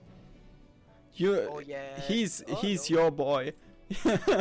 Yeah, sometimes we make a double Robo against Terran on 2 bases, but look like he changed his mind, or I don't know. Not what he is going to do. Maybe was just avoiding the Reaper. I don't know. No, look like he will just play his standard build, which means 3 gate and Blink, and hopefully will not forget his Blink. I hope so as well. Or at least get a Twilight Council, a Dark Shrine instead. Oh, that Reaper living very dangerous right now. Is the... Oh! 9 HP! Come on, little adept! Do it! Not sure he will. No, he will not find this lucky Reaper. Huh? That Reaper has balls of steel. he sees the adept and he's just like, I'm going back in. 9 HP, I'm going back in.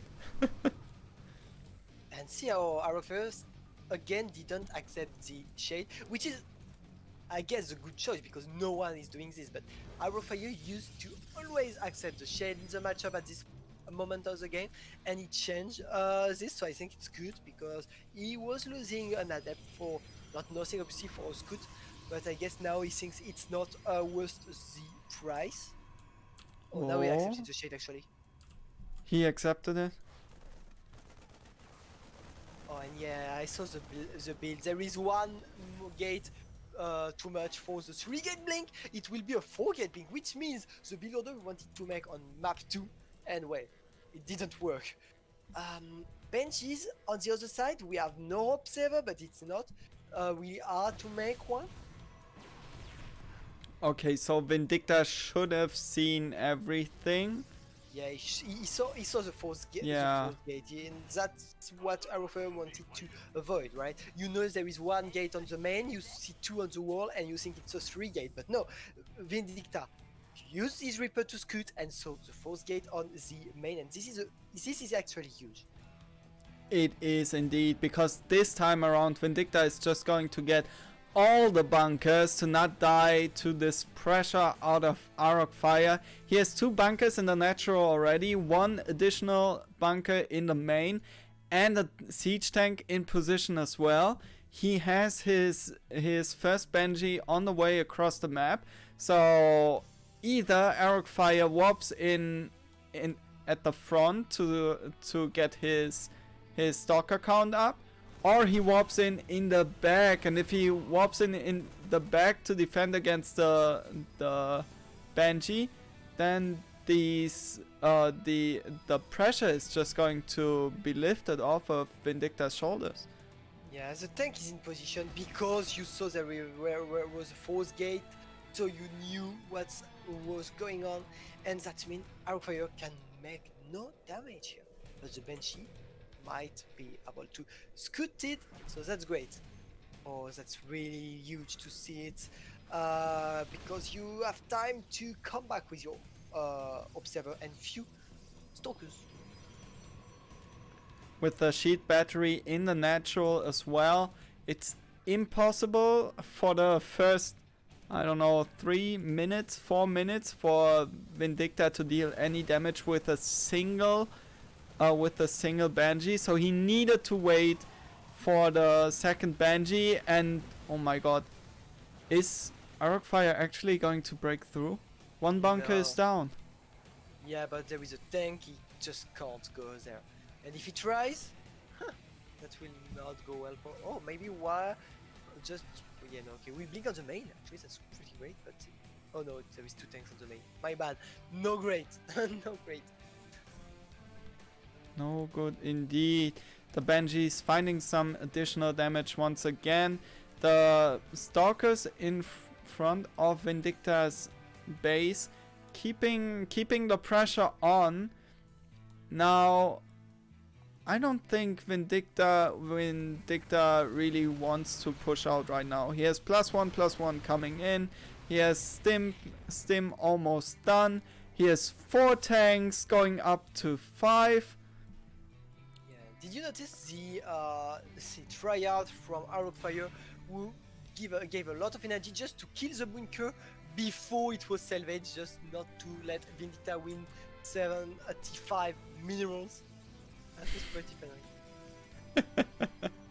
You take whatever you can get, and in this case, there was a couple of Marines that died off here, or at least a couple of Marauders. Now, Vindicta is trying to claim his 3rd base, and with this amount of tanks, he will just be able to, because those Stalkers don't stand a chance against the anti-armor guns of the tanks. Yeah, well, Vindicta is taking his 3rd, that's the difference with the game 1. It's not an all-in at all, and he has a good economy when Arcfire, because first he lost a lot of props, but also because his macro was not perfect and he cut his props a lot. That means he has really low amount of prob. I mean, less than 60 probes at this point of the game. It's not that great. Oh, those fossil was great. Zealot is so dead. Okay, so Arcfire is trying to get as much time as possible, because he is waiting for that second Colossus to join the field. He did get the second Colossus. Oh my god, that Medivac. Another blink maybe to kill the second Medivac with 2 tanks also? No, okay, we don't need to kill the Marauders, which is already a great pick, right? Yeah. Like, every single bit of damage you can deal to the Terran is going to help you if you want to push into this, and it looks like Arcfire does want to push into this.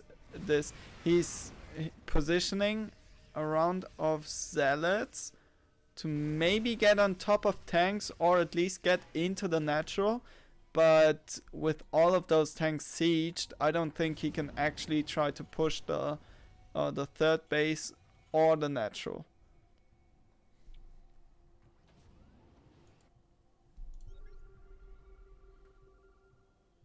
A little scan here to see how many probes there is. Also, the army is on the third base, so that's a big scan for Vindicta.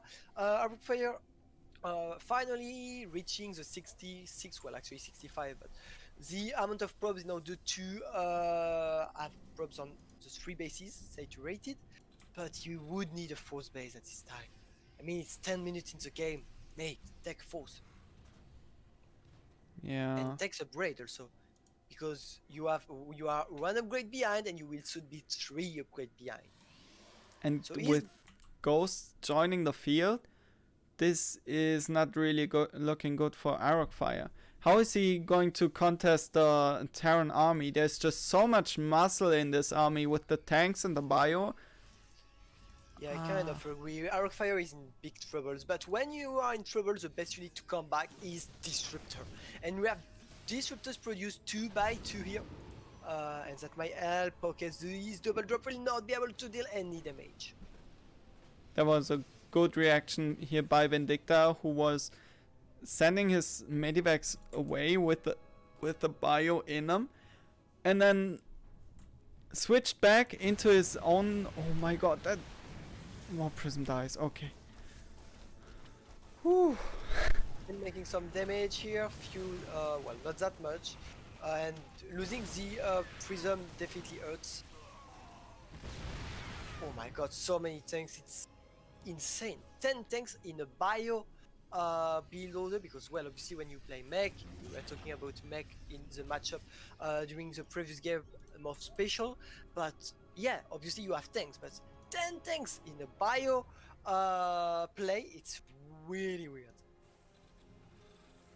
Oh, Vindicta needs all of his tanks sieged though to fight this army, and with all of those tanks sieged, Arcfire can't fight anymore, so as soon as those tanks are sieged, Arcfire is falling back, and he's trying to buy himself some time with those disruptor shots as well. Now those disruptors will get picked off super fast by the bio army and the tanks as well, as soon as they get too close. Now the tanks are a little bit late to the party, and the splits. Amazing split from Vindicta. Vindicta now trying to push into the Protoss here at this army of the Terran player looks so scary at this point of the game. Yes, you have 3 Colossus, well, 3 Colossi, yes, you have Disruptors, but else it's really bad. You have useless Stalkers, you have not that much Zealot, no Storm, few Archons, but not that much, and the 10 tanks look so scary. I don't see how you can defend from our Arcfire's side right now. Yeah, and the tanks in this position, it's just getting super hard to deal with. Vindicta is already pushing towards that potential 5th base of Arcfire. Arcfire sending in a couple of Zealots and Archons to clear off the tanks, and they are doing so very well indeed. Yeah, but is that enough? It is not. Look at the supply. It's not enough. Well, Not there are good still those disruptors, and he actually has a couple of them. 7 in numbers. Open the main. Yo, this is a big one. It's so hard. Okay, recall. How much did he recall though? Oh, he almost recalled everything. Oh, will the Stalkers actually? No! He commanded them away. Oh no. Yeah, this is a terrible game for now for Arcfire. Can he hold? I don't think so. At least the tanks are shooting at the debris. Yeah, that was a little misclick. Smart move here to kill off the gateway though, to get some more maneuverability. against this Terran army, because with the tanks so close to the wall of the natural. Oh my. Okay, Zealots on the right side in order to destroy the tanks. This is not bad. A lot of the this disruption was pretty good here.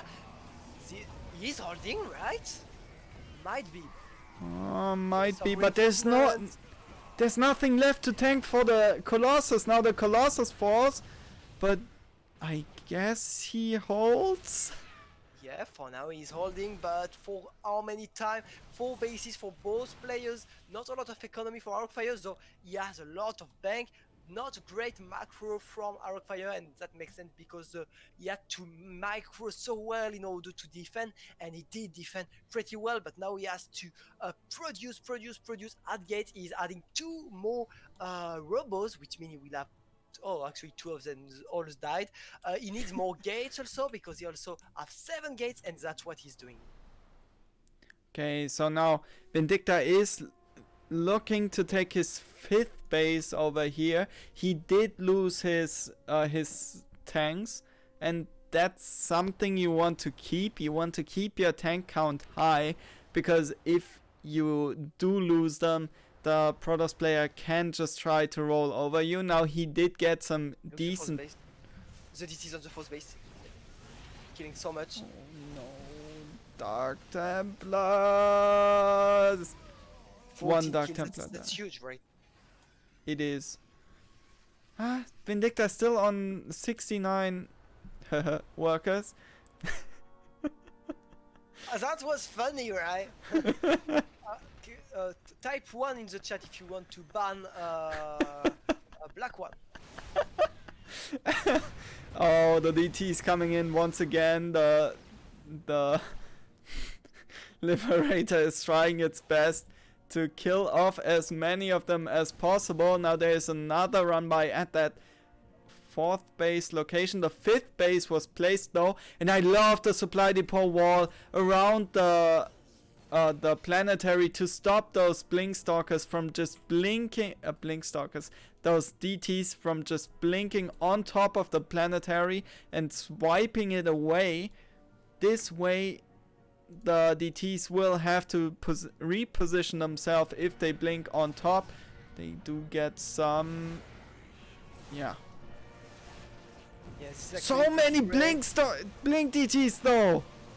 Yeah, all the SCVs might go down. Okay, no, this was not a good trade at all for Arcfire.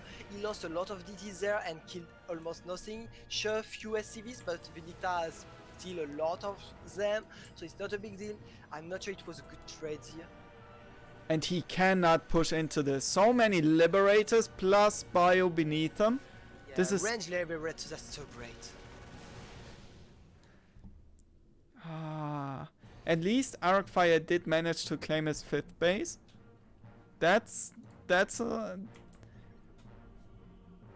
He has that going for him. Yeah.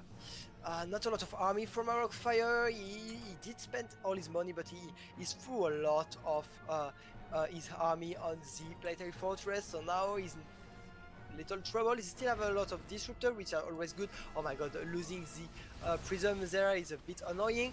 Might be able to take some. Okay, no, nice save from Vindicta. Saving the tanks is really important. Well, great management of army from Vindicta there. I wonder if Arcfire had just sent his disruptors to fire at the Bio army without the Zealots actually charging in, if he could have gotten nice disruptor shots in. The Planetary Fortress on the top side had been attacked again. It had survived again, right? So it's, yeah, the defense from Vindicta on this base is so great. I don't think Arcfire should through his DTs there. It's a really expensive unit, the DTs. You can't. Oh my god, he's getting it! It's the. Oh my. Yeah, but he lost all the DTs, so it's actually not good. Killing one base when your opponent already has a lot of bases and losing like 15 DTs is so not worth it. I want to see those big disruptor shots! And there is one! And there's another one! Juicy! Oh my god, Arcfire is getting back into this. Is he not? Yeah, he's still behind, right? Especially with the upgrades lead, which is insane for Vindicta. No upgrades almost for Arok Fire. There he has 3 upgrades when his opponent has 6 for the ground units. So he's 3 upgrades behind. Oh, he needs some amazing connections with those disruptors indeed, but I'm not sure if Vindicta can fight right here. The Zealots are flanking from behind, and now... Yeah, but again, the Zealots attacked a bit early. Ah! Ah! This is GG, oh my god, this is terrible for Arok Fire, who lost everything. Ballsy from Vindicta, but it worked. Was it ballsy because there were disruptors involved? I'll just ban myself.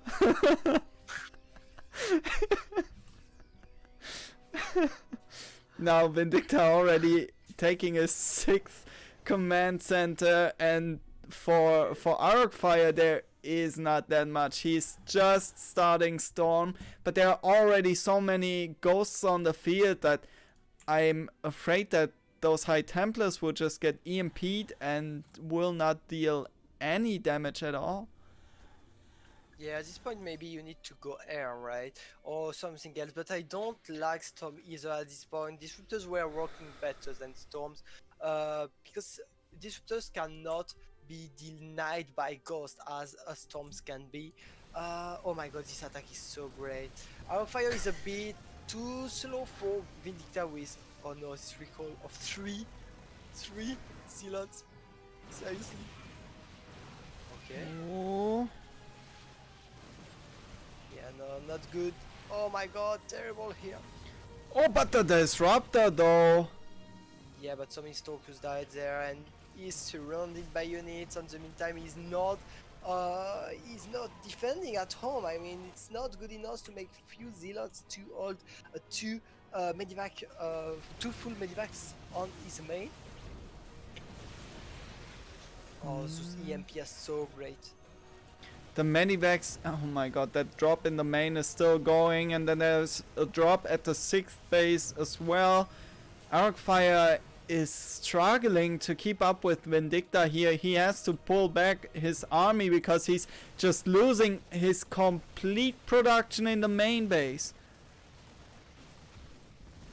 Yeah, the game is starting to end. Something is rotten in the kingdom of Protoss here, and I think that might be the end in the next seconds. This army is what's left for Arok Fire. He have nothing left, and this will be the end. And Arok Fire will have to tap out. GG. 2-1 for Vindicta. What a great match though. This time around he did get his blink. And Vindicta was actually prepared. I loved how he went for those two bunkers at the natural, because that way it became super hard for Arok Fire to just dive on top of one of those bunkers and take it down, or to dive on top of the tank in the natural. With the bunker and the tank in the main base, it was super hard for him as well to just get anything done at all. So he had to transition into Colossi tech, take his 3rd base. But at that point, Vindicta had already gotten +1/+1. He was getting stim and combat shields as well. He had a decent tank count, and with that tank count, he was just able to solidify positions on the map that allowed him to get more ahead.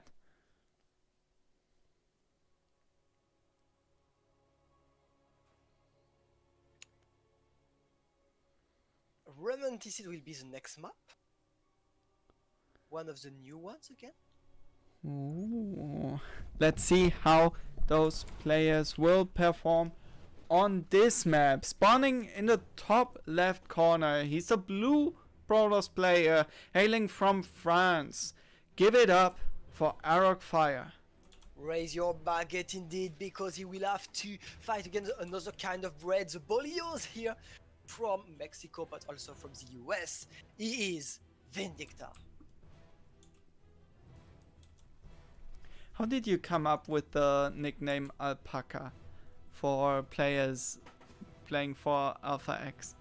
Yeah, well, actually, the thing is, when we created Alpha X, we didn't pick the name first. We picked the tag, the tag in game first, and we picked AlpX, ALPX. And then, because our primitive was Psy X Psionic Aftermath, so we were like, yeah, let's do the same, AlpX. And we were like, what is starting by ALP? So we took a list of all the words starting with LAP, and we saw alpaca, and actually it's Xenodactyl who first saw it and was joking about it. Let's call ourselves Alpaca X, and well, then I thought it was fun, and since then I'm always talking about this. And well, obviously Astria as an alpaca, profile picture on Discord too, and so well, that's pretty fun. I was my nephew is a big alpaca fan. He's only 2 years old, but he's already in love with those animals. Yeah, same. I'm in love with alpacas, and I'm 2 years old, so I'm really like your nephew. And you are my nephew. Wait. Wait, what? Yeah, alpacas. I mean, they are so great. They look so cute. Like this prop here. Wait a second. Are alpacas spitting as well? I made some research, and it looked like they don't. They don't? Yeah, it's like llamas, but more smaller, not spitting, and cuter. I mean, that's perfect. Actually, I used to work with a girl that inherited a house and then got alpacas herself. And they are the only people in my hometown with alpacas. Oh, that's great. I don't have in my town people with alpacas. Though we have someone who have llamas, and I learned it. I live there since I was born, and I learned it like few months ago, because we were just taking a walk, right? And we saw a llama who escaped from the farm. I was like, is that a llama on my walk? Oh, but anyway, the adept making a lot of damage. You're taking 2 SCVs, right? And taking a Reaper, so that means he will escape. How will he though? He gets another SCV! This is so great. He scooted everything, took 3 SCVs since the beginning of the game and 1 Reaper. It's a perfect start from our young Baguette here. Indeed, a perfect start. Let's see if he decides to keep it with the 3 gateways, or is this a 4th gateway? It is indeed. So another 4 gate blink. Blink is coming in as well, so we don't have to worry about that. Now let's see how Vindicta is going to approach this game, and I see 2 barracks and 1 factory. Now if he gets a bunker, at least 1 bunker, I think he will be perfectly fine, but I don't think that if he pushes across the map he will have a good time.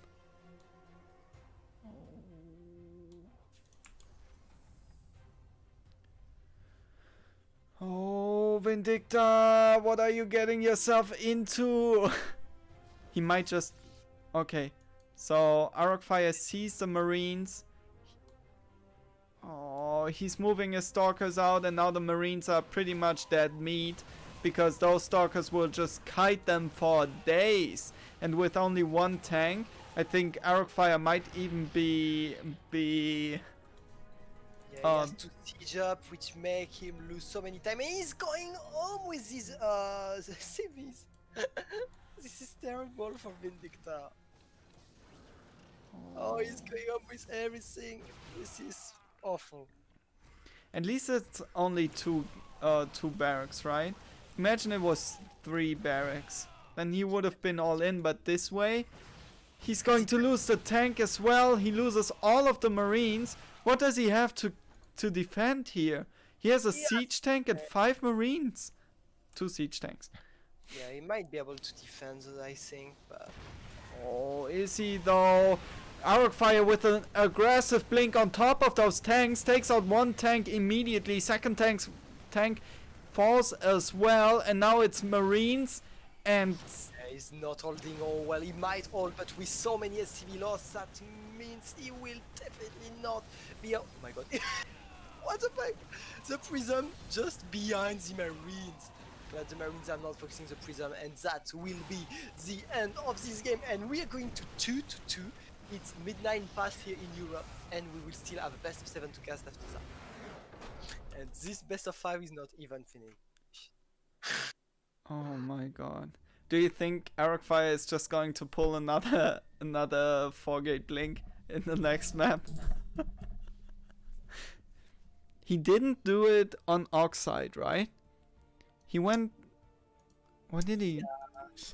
He didn't do it on Oxide. He missed it on Death. And then he succeeded on Light and Romanticid. No, he didn't succeed on Light Shade because Vindicta... But in my head, the build, I mean. Okay, he managed to press blink. Exactly, and on this he failed the build. He failed the build hard, but still won the game. Oh my god! I just realized King of Battles is only Terrence left. Arcfire spamming me of messages since a few minutes, and yeah, telling me that he has difficulties with ping because he does not used to play on NA. He almost never plays on NA, and now he is like, yeah, 100 pings is pretty hard to deal with, so he'll have to practice a bit more because obviously in the future he will definitely have to play in this match.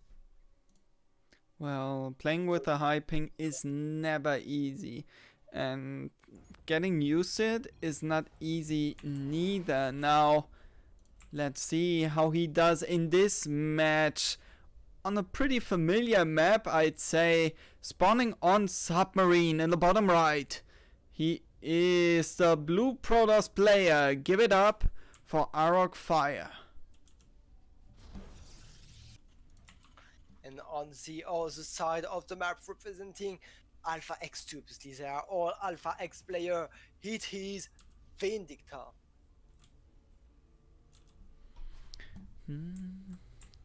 So we are at a draw with a 2-2 score.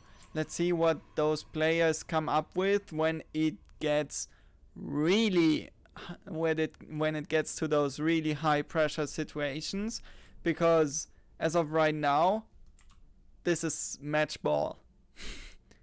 Whoever wins this advances to the finals and also gets a bigger share of the prize pool. Yeah, even the loser of the one who wins this match, even if he loses the next one, will win at least $20. No, sorry, $30. When the loser of this one, even if he wins the loser's match, will win only half that, $15. So definitely they want to win it. It's a game for at least $15, but way more probably. And if you guys out there are like, hey, $50, I think the prize pool should be higher. You can just head on over to Matcherino and sign in and contribute with the coupon code APS207. You will add 50 cents to the prize pool, and it does help. Now, if you want to contribute more, we won't stop you. There are other goodies as well. One of them being a replay pack. $3 for that one, and it's yours. So head on over to Matcherino and become an esport hero. What do you say, Miguel? Yeah, sure, obviously. You can indeed do that. Anyway, we will have a really standard start from both players there. Not really surprising, but we could have had maybe, well, who knows, barracks on the other side of the map, or a gate on the other side of the map. But no, players playing really standard from both sides, at least for the beginning of the game. Let's see if Arocfire can take Vindicta down. So once again, a Twilight Council as the follow-up for Arocfire. I'm curious if he's going for 4-gate blink again. I have seen Zaun perform 4-gate blink quite a lot on this map because it is quite it has quite a lot of space. You can jump into the main, you can jump into the natural in 2 different locations. So 4-gate blink, not the worst build to pick. Okay, you need to start blink. Okay, starts blink. And the 4th gateway. Is Arocfire a parting fan? Yeah, a little bit, I think. I'm getting the feeling. He is. Yeah, I mean, I'm always telling him that he should, when he plays ladder, try a lot of different build orders. Well, practice different build orders in order to not to be a mono build, you know. But as I also tell him, in tournament, however, if you have a build that works, well, while it's working, there is no reason to change if you don't want to. So he's just continuing. This is good actually. He's not losing anything. Killing 1 aliens, might killing another marine. Oh my god, that siege tank. That siege tank is not having it at all. You stalkers, get off my lawn. He killed 2 SCVs, forced the orbital to be lifted, so it's a lot of economical advantage taken by Arocfire, as well as a good lead in terms of army, given that he killed a lot of his opponent's marines. 6 marines down, and the 2... Amazing position. I think Arocfire might be about to make the upsets here.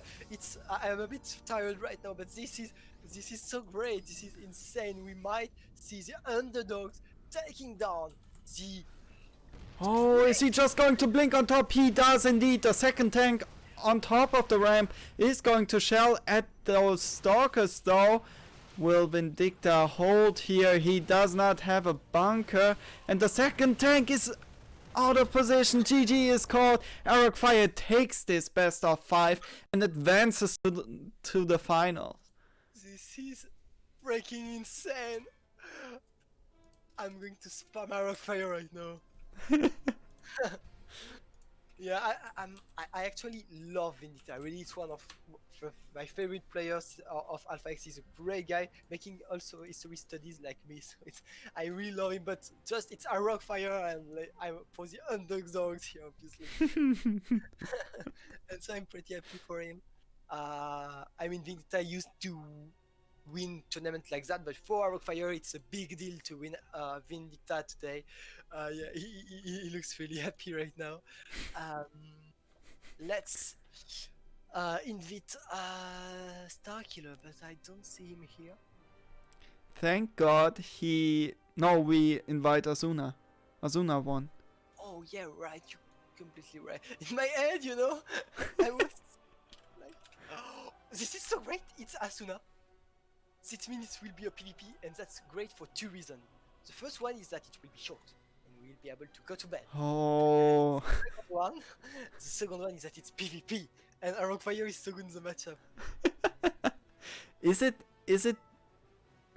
Is it going to be that short though?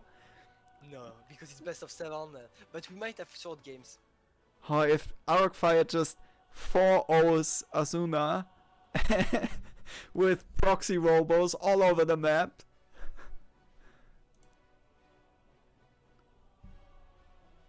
that could happen.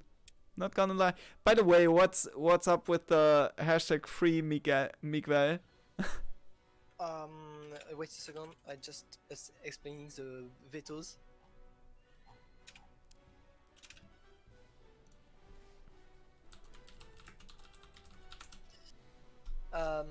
So yeah, it's just that I might or might not have spammed copy pasta in favor of Clem against Zune today on Alpha X stream.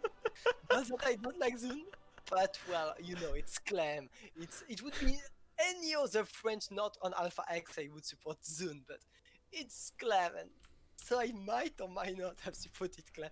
So I have been removed from my duties as admin and officer of Alpha X, and I have the world traitor now, which is different. So that's the reason.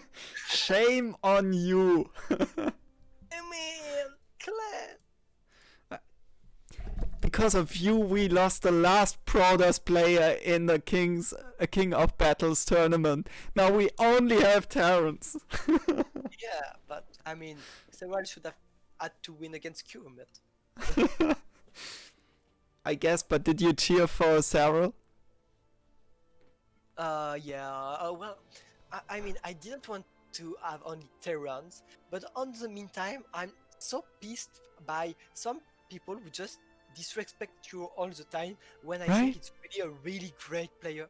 So on the meantime, I didn't want to have only Terrans on the round of 4, and I was on the meantime happy that Q won, so people see that he's really strong and one of the best Korean player, because first are Maru and Innovation. And to be honest, after Maru and Innovation, it's really close between players like TY and Cure. I am not 100%, but 90% agreeing with you. Cure is so underrated. He's amazing. Every time I want to look up a matchup and want to see how to play it, how to position my buildings, units, whatever, I go fire up a Cure replay because he's just so good. He's not doing crazy stuff like Bian or Maru would, and he's not just timing based like Innovation is. He just has the perfect answer to everything, and him winning against Taro is just another proof for me that he does belong to the top 4 Terrans in the world right now. Now, we are doing the picks for this best of 7. Of course, there are no bans. Stupid caster, why did you think there were bans? No, I work for your vetoes map, that's why I telling him that no vetoes. No, not you. I was actually thinking Oh, okay. we were doing vetoes. And fun fact, so Rockfire is mother every day, cut his internet at midnight. So few hours ago he talked with us, so she expanded to 1 a.m. But now he's in the finals, he knows it will most likely not be finished at 1 a.m. So he just went to discuss with her again in order to push it to 2 a.m. I know that feeling. My father used to do that as well for me, but I was never going to sleep at 12 anyways. Yeah, well, actually, when I was 13 years old, I was sleeping a lot and going to bed early, which I will not today. So it's terrible because I have to do some sports early in the morning tomorrow. So I will be completely dead. What are you doing tomorrow? I'm playing tennis with a friend. Ah. It's a friend who is studying at the opposite side of France, but he's in Paris for 6 months right now. So we're just playing a lot since he until he leave. Are you good at tennis or are you playing for fun? Playing for fun, I'm pretty bad. Used to play table tennis, if that counts. Oh, Arafeo is playing too. He was playing a lot the last years, but he stopped this year to focus on what's the word in English? I have no clue. Let me find, because he's doing a really strange activity. is doing dive. He's diving. Oh. How do you start diving? Like, do you just see a movie and you're like, yeah, I want to do that, or how do you get started? I Yeah, guess. I don't know. It's really weird too because it's so not the most sexy activity when you sees it, you know. I don't know. There's a German comedian, and he went for diving in I don't know where it was. I think it was in France, and he said he was talking about the instructor, and he said like it doesn't matter what the that French instructor said, it always sounded super sexy. And then some dirty joke connected to diving and uh, the accent. Oh.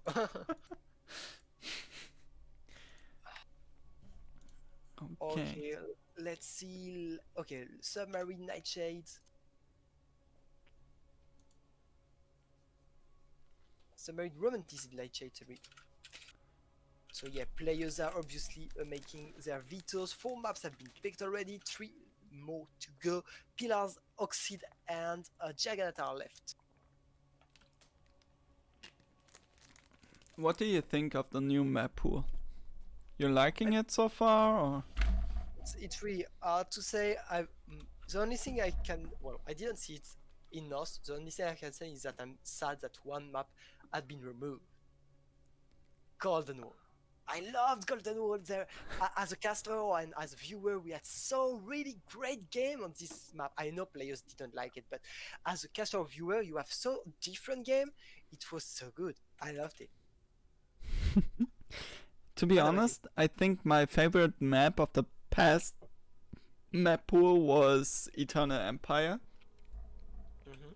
because I was playing a TY style against Protoss, which involved mech, and I spent at least 60 custom games just to learn mech on Eternal Empire.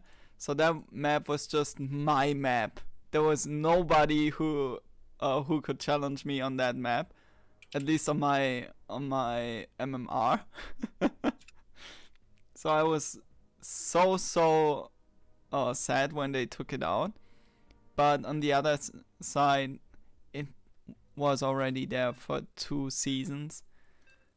So taking it out is fair, but I don't really understand why they took out Ice and Chrome.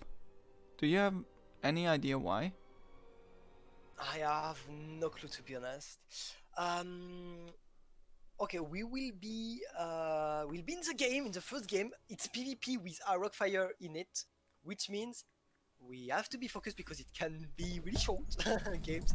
I told you guys, one call I'm sure of is that if we have Asuna against Rockfire, we will see proxy robots. Well, I'm pretty sure this game, because it's the first one and Rockfire is not used to play against Asuna, so he wants to show him really fast that he's playing proxy robots. So I'm pretty sure this first game will be a proxy robot for Rockfire. That's the call. Okay, then let's see if it happens indeed. Spawning on Death Aura in the top left. He is a blue Protoss player. Give it up for Arok Fire. And on the other side of the map, in the bottom left, no, top right, no, bottom right corner, in the red, it's a Chinese player who qualified in last last DreamHack NA and make a good score there. It is Asuna. It's unfair though. Both are playing the same race. How are we casters supposed to distinguish them? Well, you can't say the Protoss player, you can't say the Alpha X player, but you can say the A player? Asuna, No, the you can. French. The Protoss player that starts with an A. Yeah. You can say at least the French player. Imagine if they were all of the same country. Oh my That's god. terrible. Do you guys I, have a Protoss player starting with A? Protoss player in France? Yeah. No, I don't think. Oh well, Arrow-Fire, but else I don't think so. But yeah, I you were not on the team yet, but in the past I hosted anonymous show matches, and the two accounts were called Red and Blue. And once the red player picked the blue color, and the blue picked the red color, and it was so terrible to cast it because I was there. The blue player, no wait, blue, red, and it was super hard. By the way, I was wrong. This is not a proxy robot. It's a proxy target. It's happening again! Arrow-Fire, why are you doing this to me? Arrow-Fire more than anyone else like to prove me wrong, but I just think it was like, yeah, let's do my macro build, because Arrow-Fire has basically two builds in PvP. A proxy robot and a macro build starting with a proxy target, but it's scooted by Asuna. And I don't think Arokfire knows that Azuna scouted it neither. So Stargate finishing up, Stalkers already on the way, should be left in the main base. Sheet battery started as well. Now let's see how Arokfire is going to follow this up. Nexus. So this is the macro build indeed. Yeah, but it's not the bear build that I was expecting. I was expecting a three. Well, it might. Oh yeah. Well, yeah. I mean, I think it's because it's scooted that he just not going to his three phoenixes, because usually he makes three phoenixes on this. Oh well, actually no. He might start with an oracle. I don't remember. Yeah, that might be the bit. But he will have a problem here. He will not be able to make his second oracle, and we'll have to cancel it eventually. First Oracle going into the main base. I wonder if you have enough energy to just cast a Stasis Ward immediately. That might have worked. Yeah, not making a lot of damage. On the other side of the map, the Stalkers are attacking Arrow-Fire's base. Um, and he has nothing to defend here. He has two Stalkers, I guess. Yep. Against 6, but well, 2 are still crossing the map, but it's going to be hard here for Arrow-Fire. And with the proxy pylon here for Asuna, I think he might just be able to break this position here by for Arokfire, because he can't really reinforce as fast as Azuna is. Oh, nice trap here on those Stalkers. The force field was beautiful as well. Yeah, definitely, but it's not good enough. And Arrow-Fire will lose his first game, but it well.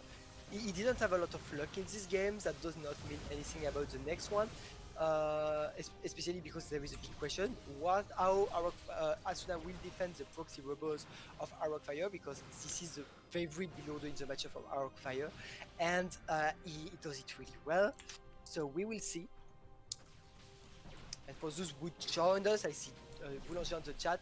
Arrow-Fire beat Vindicta 3-2 in an amazing match, especially game 2. Okay, this Stasis Ward is kind of... What? How come? I don't know, but I'm not mad. But anyway, look at the amount of probe of Arrow-Fire. He has no way to win this game, and he would probably he should probably just leave the game and keep his energy for the next ones, because it's late for him. He might have issues to focus, and if he wait too much at 1-2 a.m. it will be so hard for him to focus on the game, because he usually sleep at this time. Yeah, So, yeah. but Miguel, you're forgetting one thing. He's super young. If you are super young, that kind of logic does not apply to you. Yeah, obviously, and I really like the way he always wants to stay in the game, because he knows he's casted, and it's not really nice to leave a game when it's not finished, you know. And honestly, sometimes, especially on the junior championship, some player who deals a bit less well than Arrow-Fire with defeat, sometimes they Wait. Sometimes you still get a chance to get back into the game, even though you took so much damage. And Like, sometimes they leave the game when it's definitely not over, and you're like, mate, you just lost one prop. Don't leave the game. It's the beginning of the game, and it happened, and that's so frustrating when you're a caster. So I really prefer this kind of behavior from Arrockfire, even if definitely he could have left the game at this point with 18 props, but always better to stay a bit too long than leave a bit too fast. I agree. Like, one player who was famous for that was Fantasy. Therefore, the Fantasy GG timing. Because he would just stay in there as long as possible, and that kept his opponents guessing as well, because they never knew, does he have like some proxy, some hidden expansion I didn't scout yet? Is he still in game? Is he preparing a big switch? What is happening? And if you can't really predict your opponent, that's obviously pretty bad for you. Now, the guy who just lost but can still bring it back. He is the French legend. Give it up for Arrockfire. And on the top right, no, bottom left, no, bottom right corner of the map, in the red, he is leading 1-0 in a really good game from him against the proxy Stargate of Arrockfire. It is Chinese player Asuna. Rocking the Zesty call. Yeah, because Zest is Best. best, obviously. You know, I met him at the Home Story Cup in really? 2017. Yeah, I actually started talking with him, like, I'm talking about Zest. I was talking with him and we exchanged numbers afterwards. He was actually super nice. Like the Taiwanese player? No, Zest. Did you it was a pun? Because nice. Ah, Yeah, it was very a bad pun. I go ban yourself. Oh, that's. Oh no! Oh no! Oh! Oh, he did. He saw it. He saw both. You saw it? Yeah, like it's Oh, visible yeah. for him, Oh, that's terrible. and he sees it's a robo as well. Oh no! Yeah, it's terrible because these talks will be able to. Well, the thing is, in the first time, it will look like it changed nothing, because the stalkers will come from Arrockfire will come to protect the robot. But that means whenever Asuna has a prism, he can just take one unit and cross the map and kill the pylon and stop immediately the production of immortal of his opponent. But scooting it does not mean instant GG.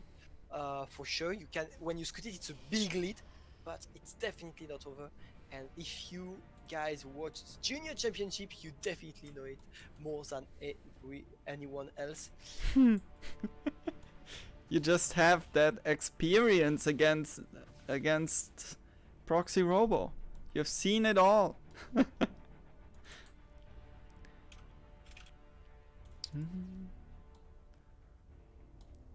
Okay, so Azuna not quite able to challenge that robo quite yet. He was pushed back with his stalkers.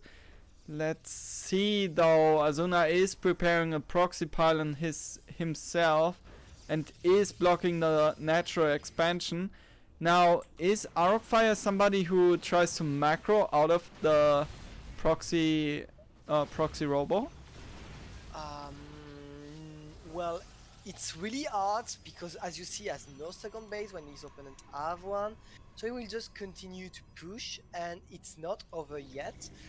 Defending on two bases is not that easy either from Asuna, but if he holds in the next 2-3 minutes, it will be pretty hard for Rockfire to come back. And when I say pretty hard, it means impossible. The Chinese player have some lags on Europe right now, so we will wait for him to fix it. Do you have the referee? Yep. Okay. Ah.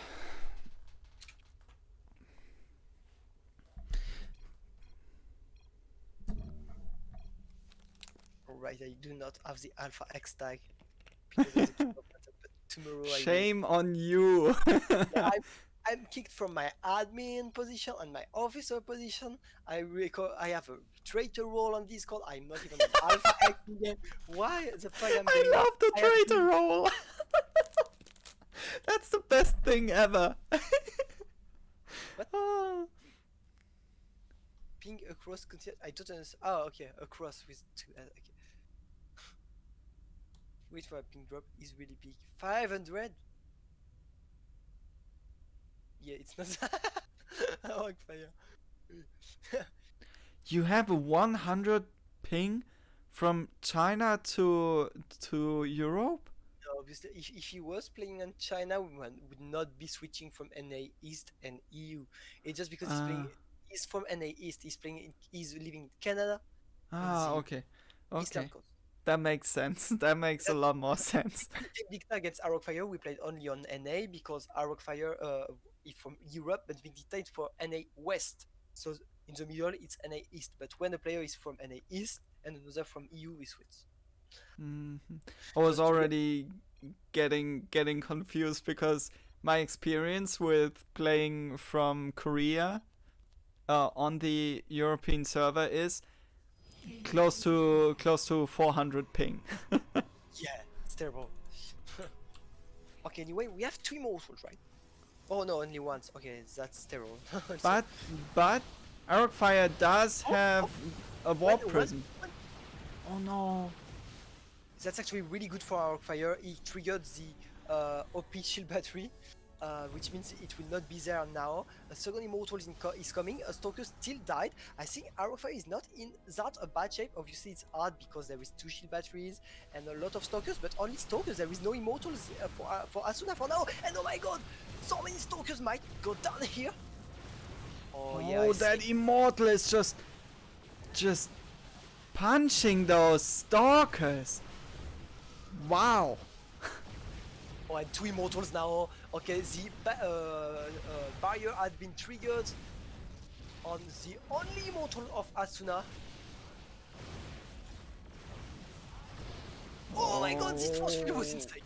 This is GG. Basically. The second base will obviously go down.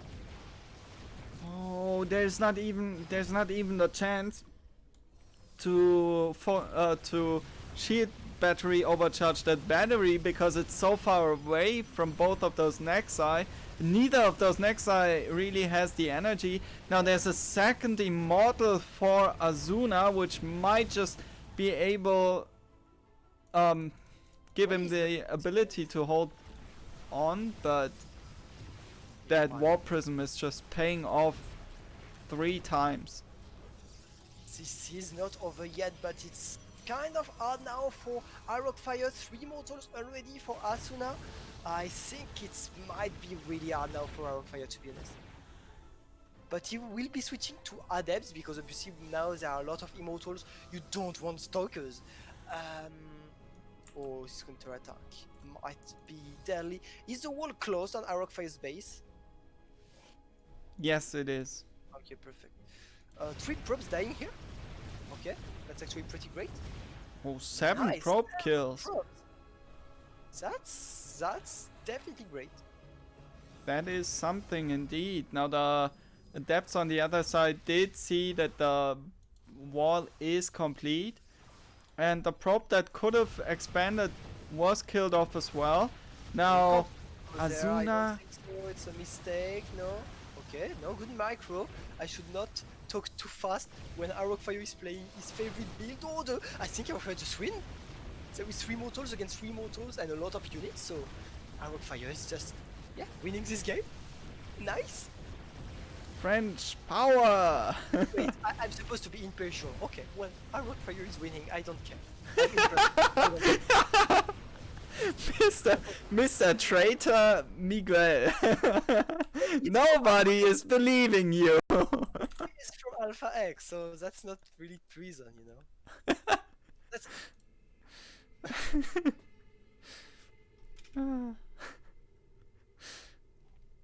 and we will be going again to NA, so best map in terms of ping for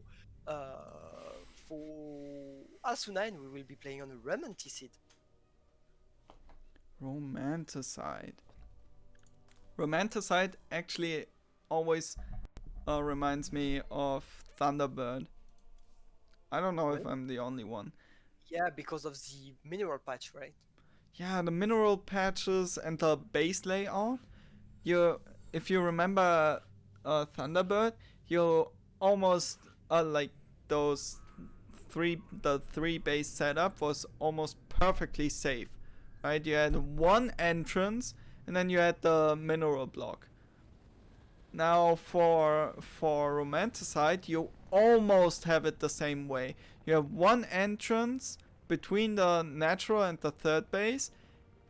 Then you have a mineral block, but then you have that second ramp at the third base.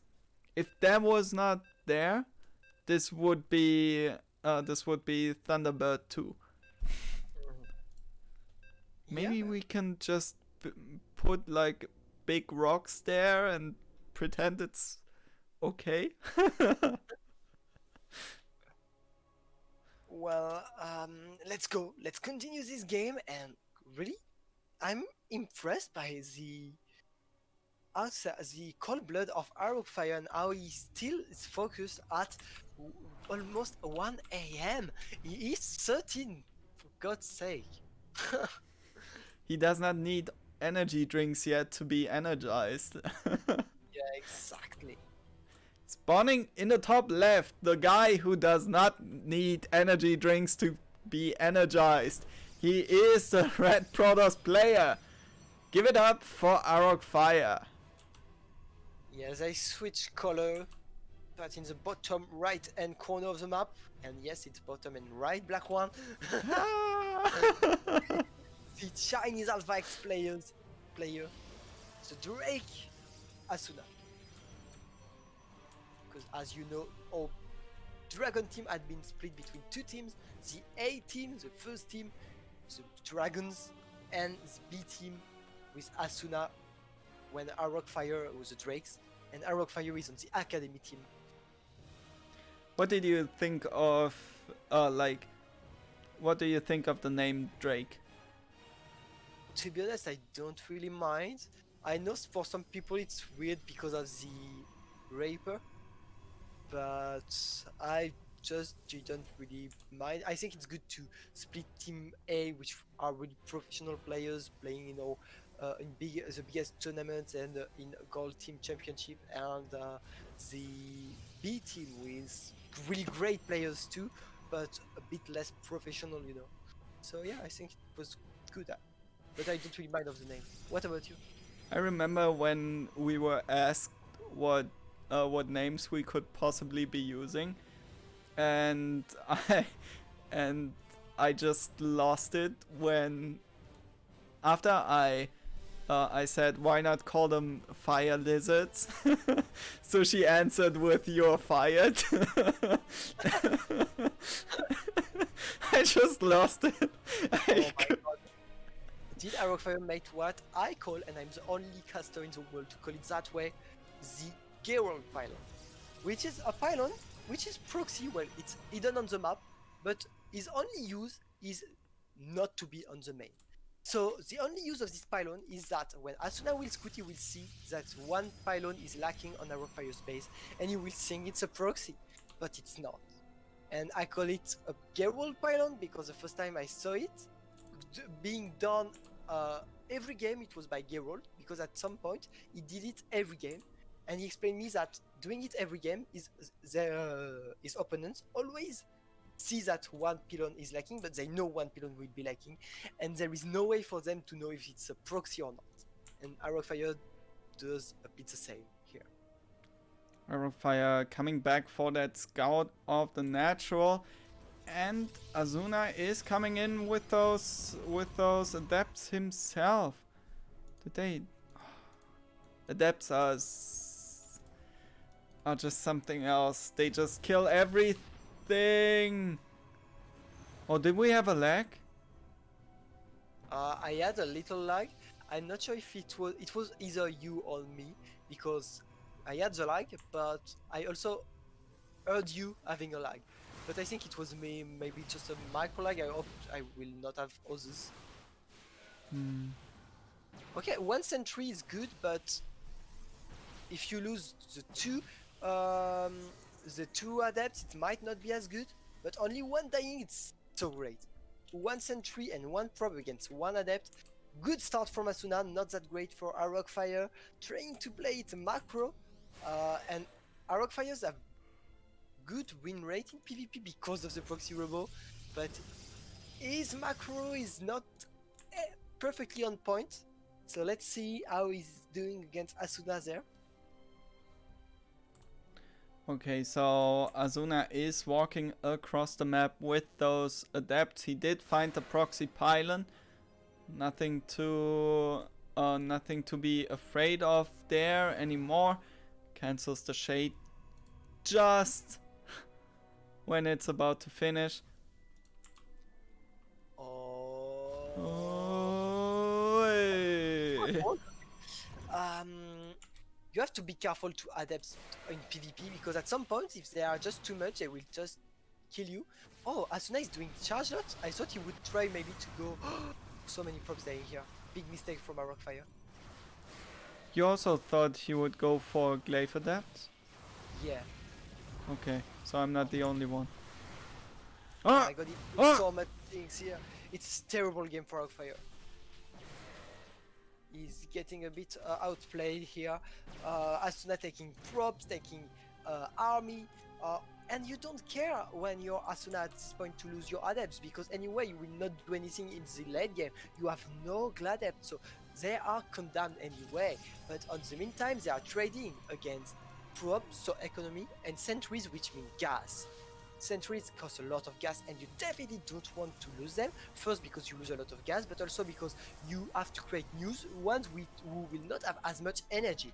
And energy is really important in order to have as much force field as you need. Now, Azuna is getting ready with those sheet batteries, and he will need them indeed, because there are a lot of stalkers and a single immortal pushing across the map. Now, do you think? Oh my god! I think Arok is dead. There is no way to win, even without shield batteries. There is no way to win this fight. But there are 3 shield batteries, which means you have definitely no way to win this fight, and you are counter-attacked by the 3 adepts at the other side, and you try to defend with your prob, but Arrowfire, you will have to go on game 3 here. Game 4, sorry. Oh, the War Prism is gaining a lot of value here for Arrowfire. Okay. Sheet battery overcharge is still on cooldown. The micro with the immortal is pretty insane here. But that will not be enough, and you will have to leave the game as soon as the immortal goes down, if he goes down. The immortal surviving with 4 life points, pretty insane. And slowly but surely it's gaining shields again as well. On hardened shields right now. Oh my god, that immortal is still alive. It literally has 1 HP. Yeah, but now he's dead. This is the end of the game. There is 33 probes that died on the other side of the map for Arrowfire. He will have to tap out and go into game number 4 on Europe. Those must have been the happiest adepts ever. Killing 33 probes. Yeah, definitely. So many happy units in this game. A Void Ray surviving to the very end. The Zealot surviving with like 4 HP. What else? The Widowmine getting the 14 probe shot out. that one must have felt pretty good as well. I guess some of the disruptors were pretty happy as well. The Warp Prism in the match where Arok Fire forgot Blink. Definitely an MVP unit. Yeah, I love this game.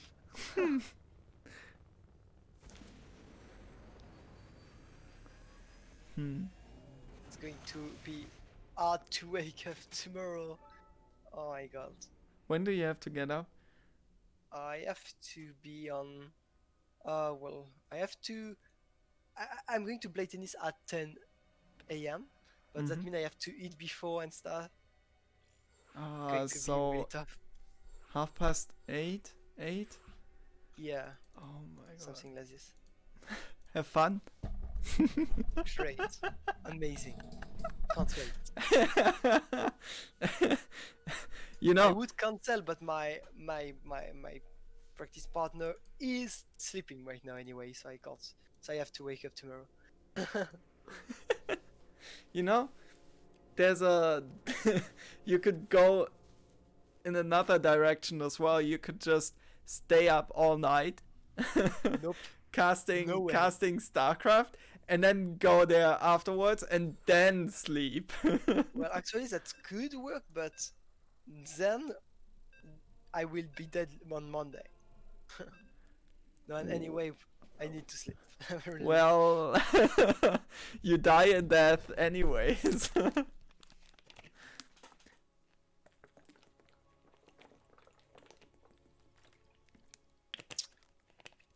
Okay, well, Arok Fire against Asuna, game 4. For now, they won their games on their server, so when they pick a map, it's on the opponent server. So Lightyear had been picked by Asuna, but on Arok Fire server for now, they always won the games which were on their server. Let's see if it continues or if we have some break from Asuna on the top side of top left hand corner of the map. And spawning in the bottom right. This time I got the location right. It is the Red Protoss player, Arok Fire. Actually, I'm always mistaken. Also, I'm like, yeah, it's the bottom right. And when it's the top left, or top right, bottom left. But yeah, it happened to me all the time. You know, it's getting late. We both of us had a long day. Yeah, with Kings of Battle, with before that the Gold Team Championship, and to be honest, I didn't watch GSL because it was too early. If I had gotten up for GSL, I don't think I could have made this today. Yeah, Oh! probably not. Oh, it's a cannon rush. We were talking so much we didn't realize. Yeah, and that make me think that sooner today, when we were casting special against Hurricane, Arokfire was spamming me with messages because he didn't understand I was casting, and he was like, "Could you find me a practice partner against Cannon Rush because I'm really bad against it?" And well, that's Oh no, so oh no, perfect. oh no. The prop is dead. Okay. Oh no. This is just so perfect for Arokfire. He's sending another prop. No. Wait, This is... wait a second. I was just thinking.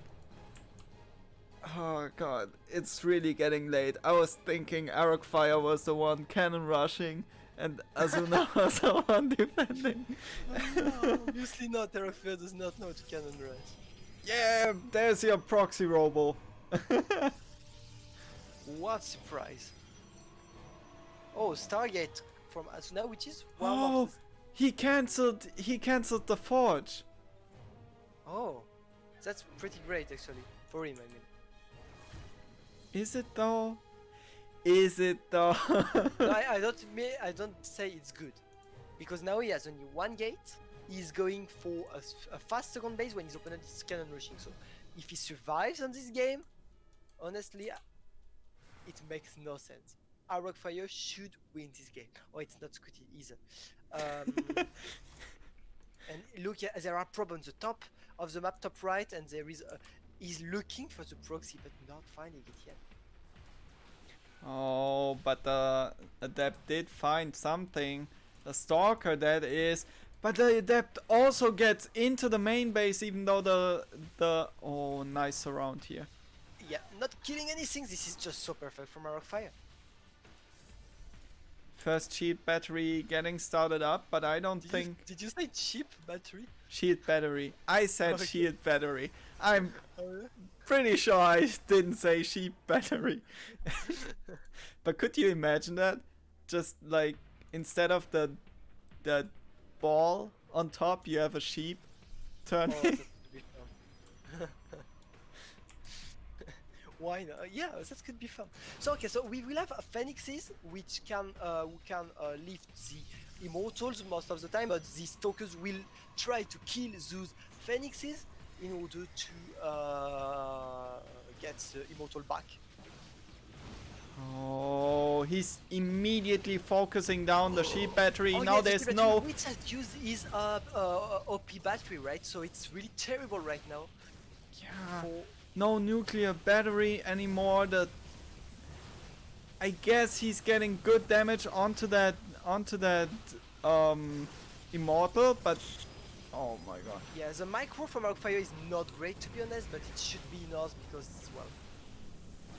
well, yeah, he has to be careful. No, this is not a great micro at all from Arcfire. He has done better in the past, but obviously he's a bit tired.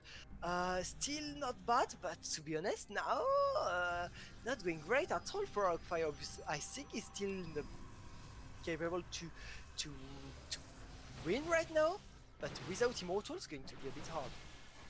Oh, yeah, only but it's two okay. stalkers left though for Azuna. Okay, the next Void Ray might just Yeah. force him away. Definitely.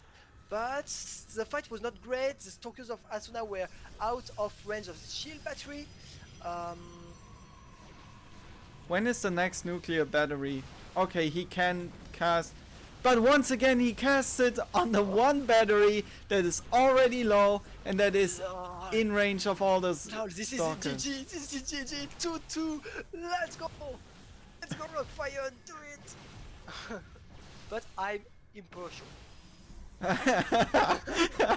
I want to see good games. I don't care which one wins. Yeah, I don't care which one wins. But I just want him to be a French player who is 13 years old. But else, I do not care. A French player who is 13 years old and whose mom let him play longer today. Yeah. Oh, by the way, it's 1 o'clock, so... Yeah, but he negotiated to 2 a.m. But if at 2 a.m. it's not over, to be honest, it might be hard to convince. But it should be over. But because at most 3 games left, and knowing our Rockfire games will not be longer than 20 minutes, so it's pretty okay.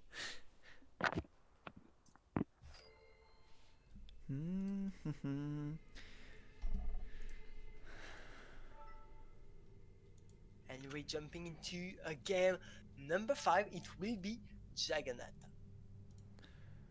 Jagannatha, Wait, what? Jagannatha, da da da da da, Jagannatha, da da da da.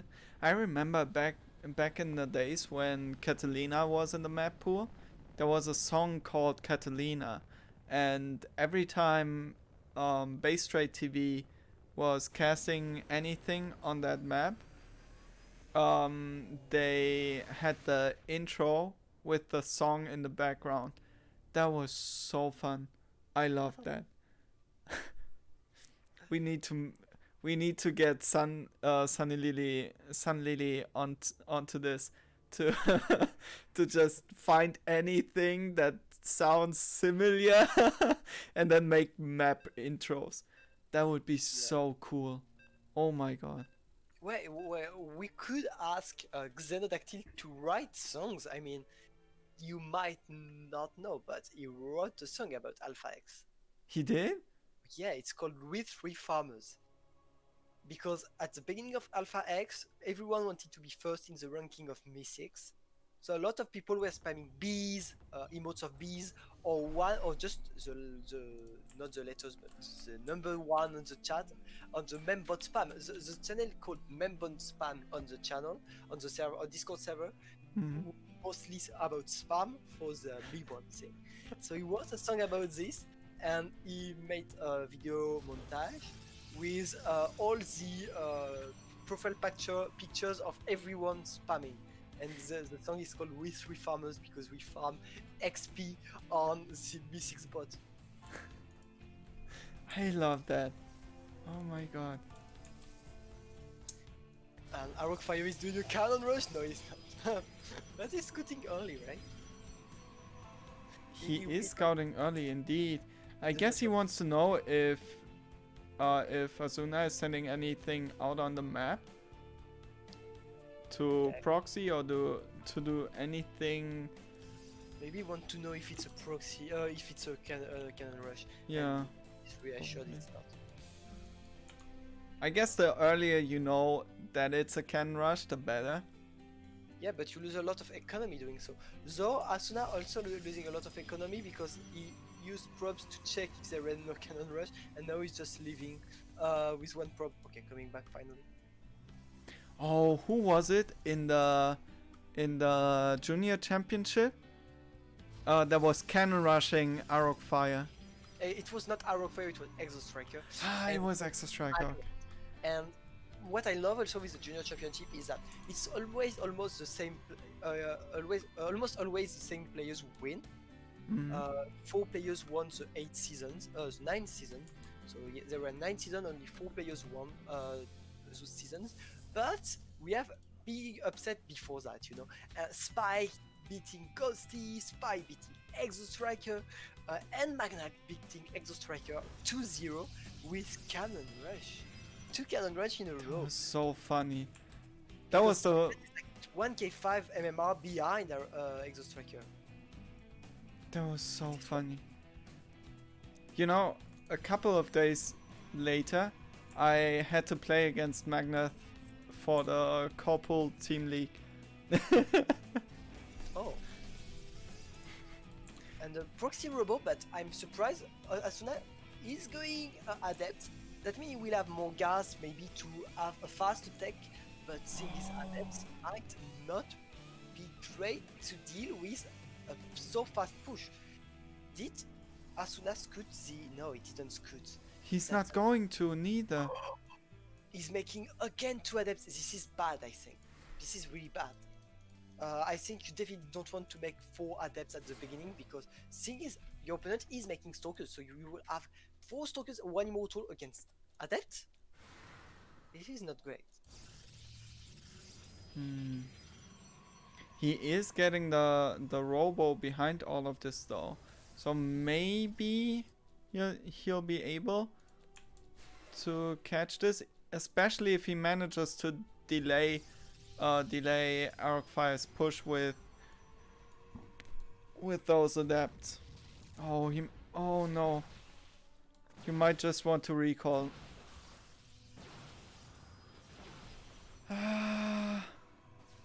Even less adepts. He's still winning a lot of time with those 2 adepts, but it's the only thing he's winning, right? And defending on 2 bases against Proxy Robo is possible. It definitely is, but it's tough. It's really tough. We are on... What's the score already? It's 2-2, right? Yeah, and Yeah. we're on his turn. So if Arrockfire wins this game, he would take a little lead, right? Winning a game on his opponent server. He has a lot of army, and his opponent has... Yes, he has an immortal, which is good, but Stalkers there might... Oh, the sentries, the force fields were brilliant, but those force fields are even better. Yeah, and there is no prism to throw to pull them out of this, which is one big difference there. Okay, the Nexus at the natural is almost finished up, so sheep battery overcharge will become something that... Oh, is he just lifting into the main base? That's not good. I mean, there is 2 immortals you can do that. Okay. Can you? Pulling everything out of position. Now he can potentially. Not that much army, but yeah, he might be able to take a shield battery there. No. Or losing a stalker there. 2 immortals against 2. I think he might be able to push right now. I mean, it's only, yes, there are 2 immortals, but else there is nothing else, right?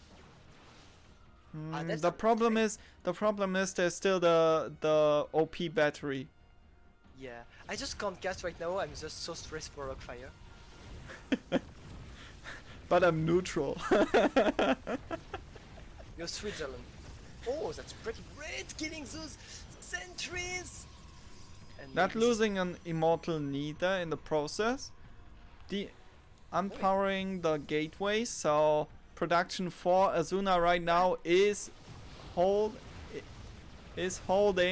Now the the OP battery has been used. which means you have to come back, right? But that does not mean you will have to. That means you can come a bit later. Oh my god, that's great. Those 2 adepts taking some probes for free, which is important because the economy is definitely in the lead of Asuna. But Asuna also lost a lot more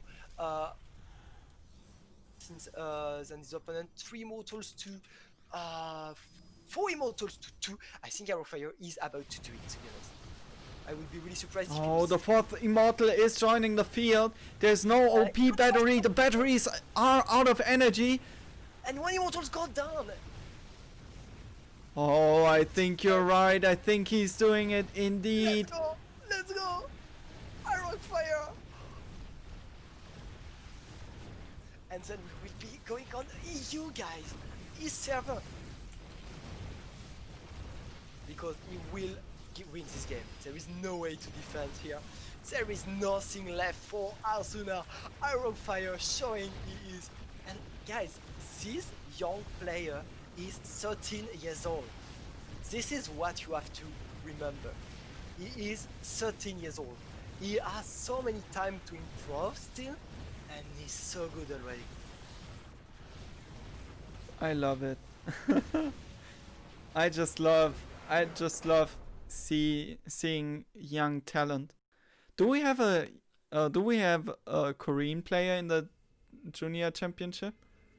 No, sadly we do not. Oh well, the timing of the time zone is not great for them anyway. But I have never been contacted by any Korean player who would like to play the game. But yeah. When I'm in Korea again, I'll try my best to get some Korean talent into the junior championship, or at least get a brother championship running in Korea. Ah, that'd be great. Okay, let's see how this is going now. You just mentioned that Arrowfire is looking at an advantage right now because he managed to win a map on his opponent's server. If he wins right now, he takes the whole series. Yes. It's 3-2 for Arrowfire. He has the server advantage, he has the ping advantage, and it's Pillars of Gold. So a lot of proxy locations for that Robo. Yeah, well, I don't want to spoil you, but I know a little bit proxy robos now, and I don't think this map is great for this build order. We'll see, maybe Arrowfire will do it anyway, but the thing is, when there is a cliff on the second base, between the second base and, well, behind, it's pretty hard to cannon rush. To proxy robo because, well, it's hard to jump there, but he might do it still. We'll see. We'll see. 3-2 lead for him. I can't. I will hold my breath until you win, I think. In before Miguel passes out on cast because he just couldn't handle the pressure that was on Arrowfire. Yeah, it's so hard to cast when you're so involved emotionally in the match. It happens to me when I cast junior championship sometimes. For example, when I have Aerox Striker against Arok Fire, but Arok Fire is playing only Proxy Robo, it's the opposite of today. I'm like, mate, no, you don't deserve to win against Exo Striker with all Proxy Robots. But for example, it happens also in team leagues. When I cast team leagues, I'm the captain of. Uh, I'm so involved because I'm like, oh my god, so did I make the good choice picking this player for this map and stuff? So it's really stressful and so hard to cast. I know that feeling. Even though for the team I'm leading, the players usually pick their maps themselves. Yeah, So- obviously. I really love the All in the Nidus team league. It was an all kill format, and I don't really like all kills for a lot of things, but the good part of all kill is that they are all involved with each other, because if one lose the game, when same opponent will be the opponent of the next player of the team. And I really like this tournament. It was on different map pools than regular one, so players had to practice also. And Jagadata was one of the map of this map pool the last season of this tournament before it was cancelled. Oh. Like, oh, because it was cancelled. Like, that was a sad oh. I understood. Now, you know what? This time around, the colors match. Because now you can just sing Allez le Bleu. Oh yes, that's true. That's totally true. Nice. Well, and Okay. actually, well, Chinese flag has only red on it, right? So Yeah. So, huh? makes sense. And Canada has a lot of red on it as well.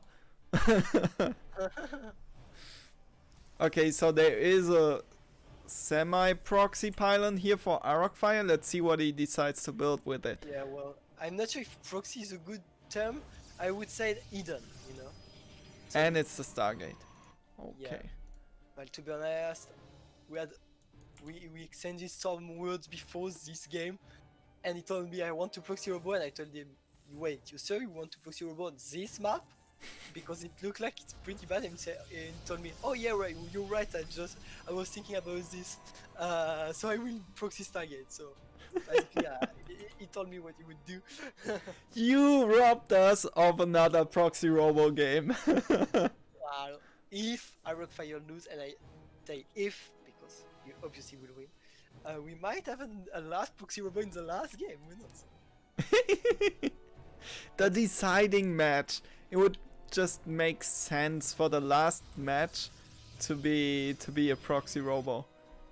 Yeah, and Asuna didn't scoot Zero, so he probably think it's a proxy robo again. I mean, that's what our Rockfire do.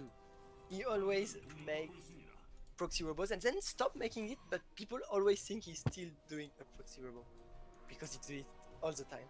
Okay, Azuna has 2 adepts in position.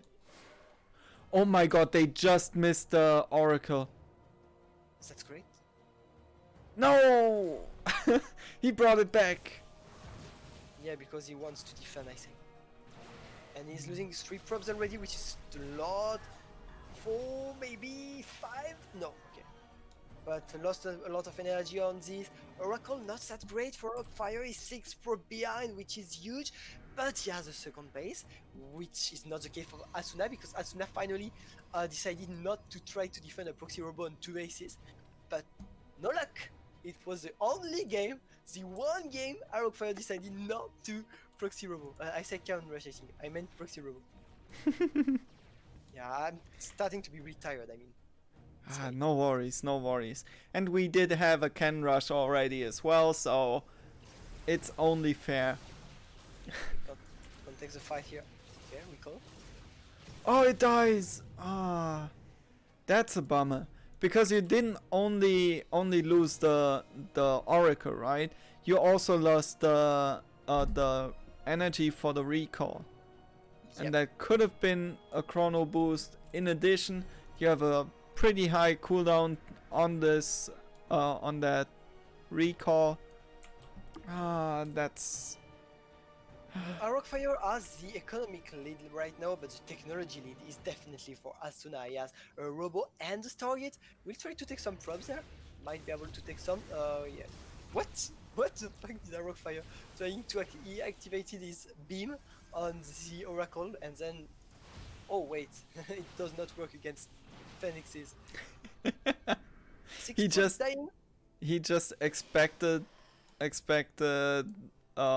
adepts in his main base once again, so he was already getting ready to fight them off. Then it was Phoenix, and he was like, "Ah, my oracles are useless." Look at the kill. 10 probes has died for only 4, and an oracle for only 4 adepts. So it's not a great start at all for Rockfire. Might lose again more probe, and he is in a terrible economical situation. Immortals incoming for Asuna, which is pretty smart because Rockfire is reacting to Phoenixes with Stalkers. So you want to have Immortals to deal with those Stalkers. Oh, this is not looking good for the French, for your fellow Frenchman. Yeah, not at all. I think you want a 7th game. Yeah, we're going all the way on this one. Losing 2 more probes right here, only picking off a little bit of health of this Phoenix. Yeah, this But- game is going really well for the Chinese player. Yeah, let's stop saying it's not going well for Rockfire. Let's say it's going well for Asuna. Azuna I doing, like, making great decisions as well. He wasn't Yeah. quite sure what his opponent went for, so he got the Robo and then immediately went into Stargate. He started building Phoenix, and Phoenix would have helped him in any case. If it's a proxy Robo, you can lift the Immortal or hunt down the Warp Prism. If it's a Stargate, you're pretty safe against Oracles. Oh, talking of Oracles, picks off Yeah. the Oracle, picks off a bunch of probes as well. Blink is on the field now though, so those Phoenix will have to be a little bit more careful when they try to harass Arcfire's mineral lines.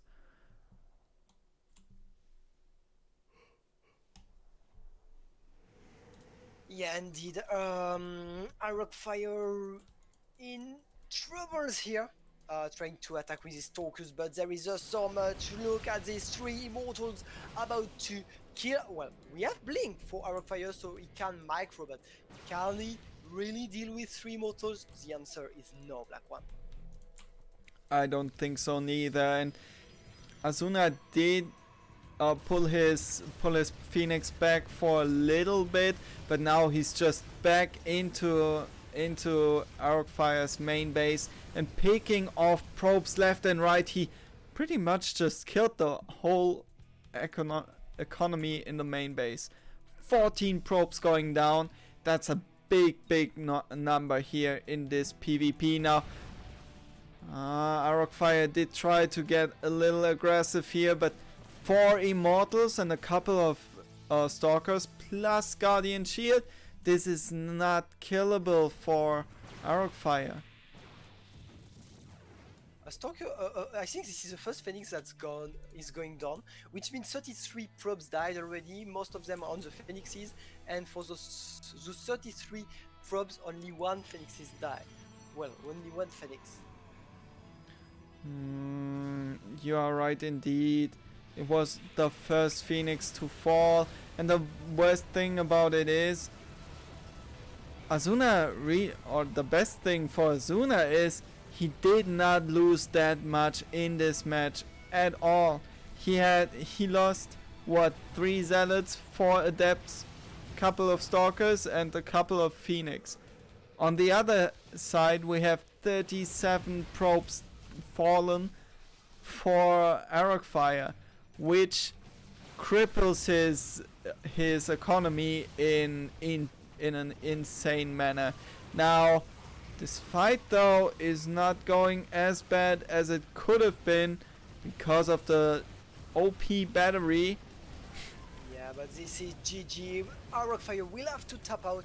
It's late for you, mate. You have to leave and to prepare for the 7th game, which obviously we were waiting for 5 games on the first match between Starkiller and Asuna. Wait, maybe 3-1. Yeah, 3-1, but then 5 game between Rockfire and Vindicta, 3-2. Rockfire finally winning, but it was hard. And now 7th game, we are going to a proxy room, maybe not, we'll see.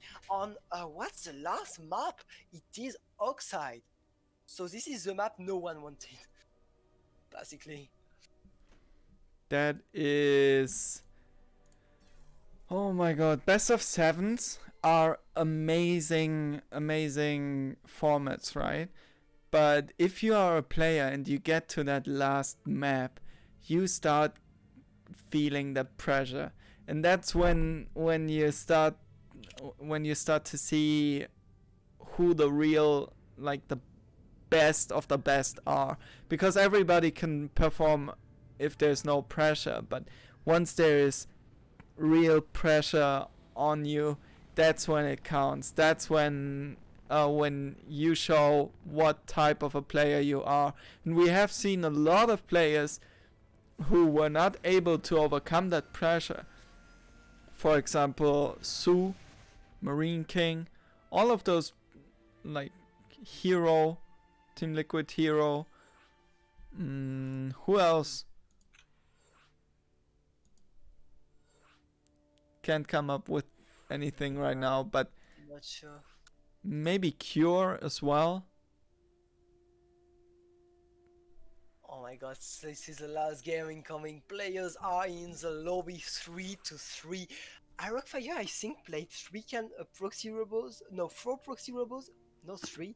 3 proxy robots, won the 3 of them, and played 3 times not a proxy robot and lost the 3 of them. This is not a question of EU or NA servers. It's a question of if a rock player is playing proxy robot. It is indeed. Is he proxying or not? And Oxide, you said Proxy Robo does not work that well on maps with a ramp at the natural. This one looks not great either. I was thinking about the same thing, Black One. And on our first this time didn't DM me, so not about this, so I don't know. Our first DM me is that he thought he was close to win previous game, so I think he will be surprised when he sees the replay, because I don't think he was close to win it at all. But yeah, I don't know. Let's see. Yeah, no, this is so bad for Cannon, for Proxy Robo. I think it's actually terrible. Maybe it's decent for a cannon rush. He will not Cannon Rush. That's certain. Yeah, but maybe Azuna is going to pull out the cannon rush. Okay, the prop is not going across the map immediately, so I'm calling no cannon rush.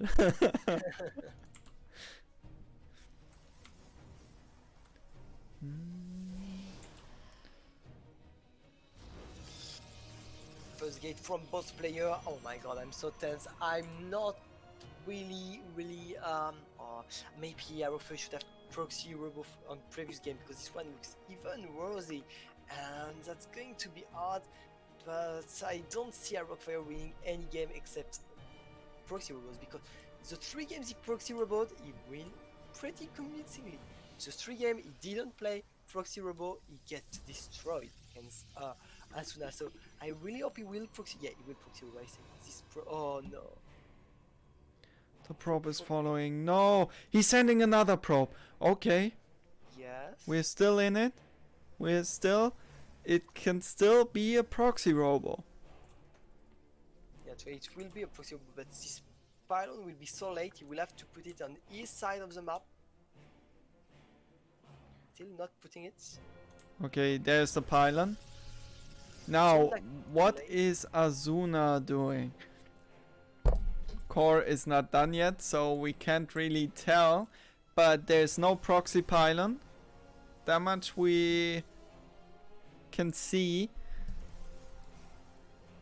Is he going to expand greedy? Or is he just going to get his tech up and get ready for whatever Arcfire throws at him. We see the proxy robo. Also, question is, will he take a second base? Because every time he tries to defend the proxy robo with a second base, which is, as I said, a bit tough to do. Not that it's easy on one base, but it's even harder on two bases. Okay, so at least he started with Stalkers, because starting with Adept is definitely not what you want to do. His prob will go down. Well, I guess he suspects something to be on the map now. Yeah, Don't you think? Yeah, definitely. He probably knows that Arcfire. I mean, you know it's a seventh game. You know in 6 games you lost 100% of the game when your opponent proxy robot, and you won 100% of the game when your opponent was not proxy roboting. So you know your opponent will just go proxy robot. It's like, even if the map is bad for it, and it is definitely bad for it. It's actually, I'm really scared for Arcfire, but you have no other option. Azuna still scouting for proxy stuff. He will get into the natural and see that there in fact is no nexus. Now Arcfire is getting ready to push across the map. You will wait for this prism, because he will have no vision on his opponent's high ground if he has no prism. So he cannot do what he does usually, which means attack before having his prism, because he will have 1 immortal against 0 and can start to trade. That's, oh, there is no second base either for Asuna. I think it's going to be so tough for Arcfire at this point. Oh, maybe he's okay. No, Oh. I was just thinking maybe he can lift into the main. That's what he's planning to do. He's going to do an Astria, guys. Okay, he's not doing.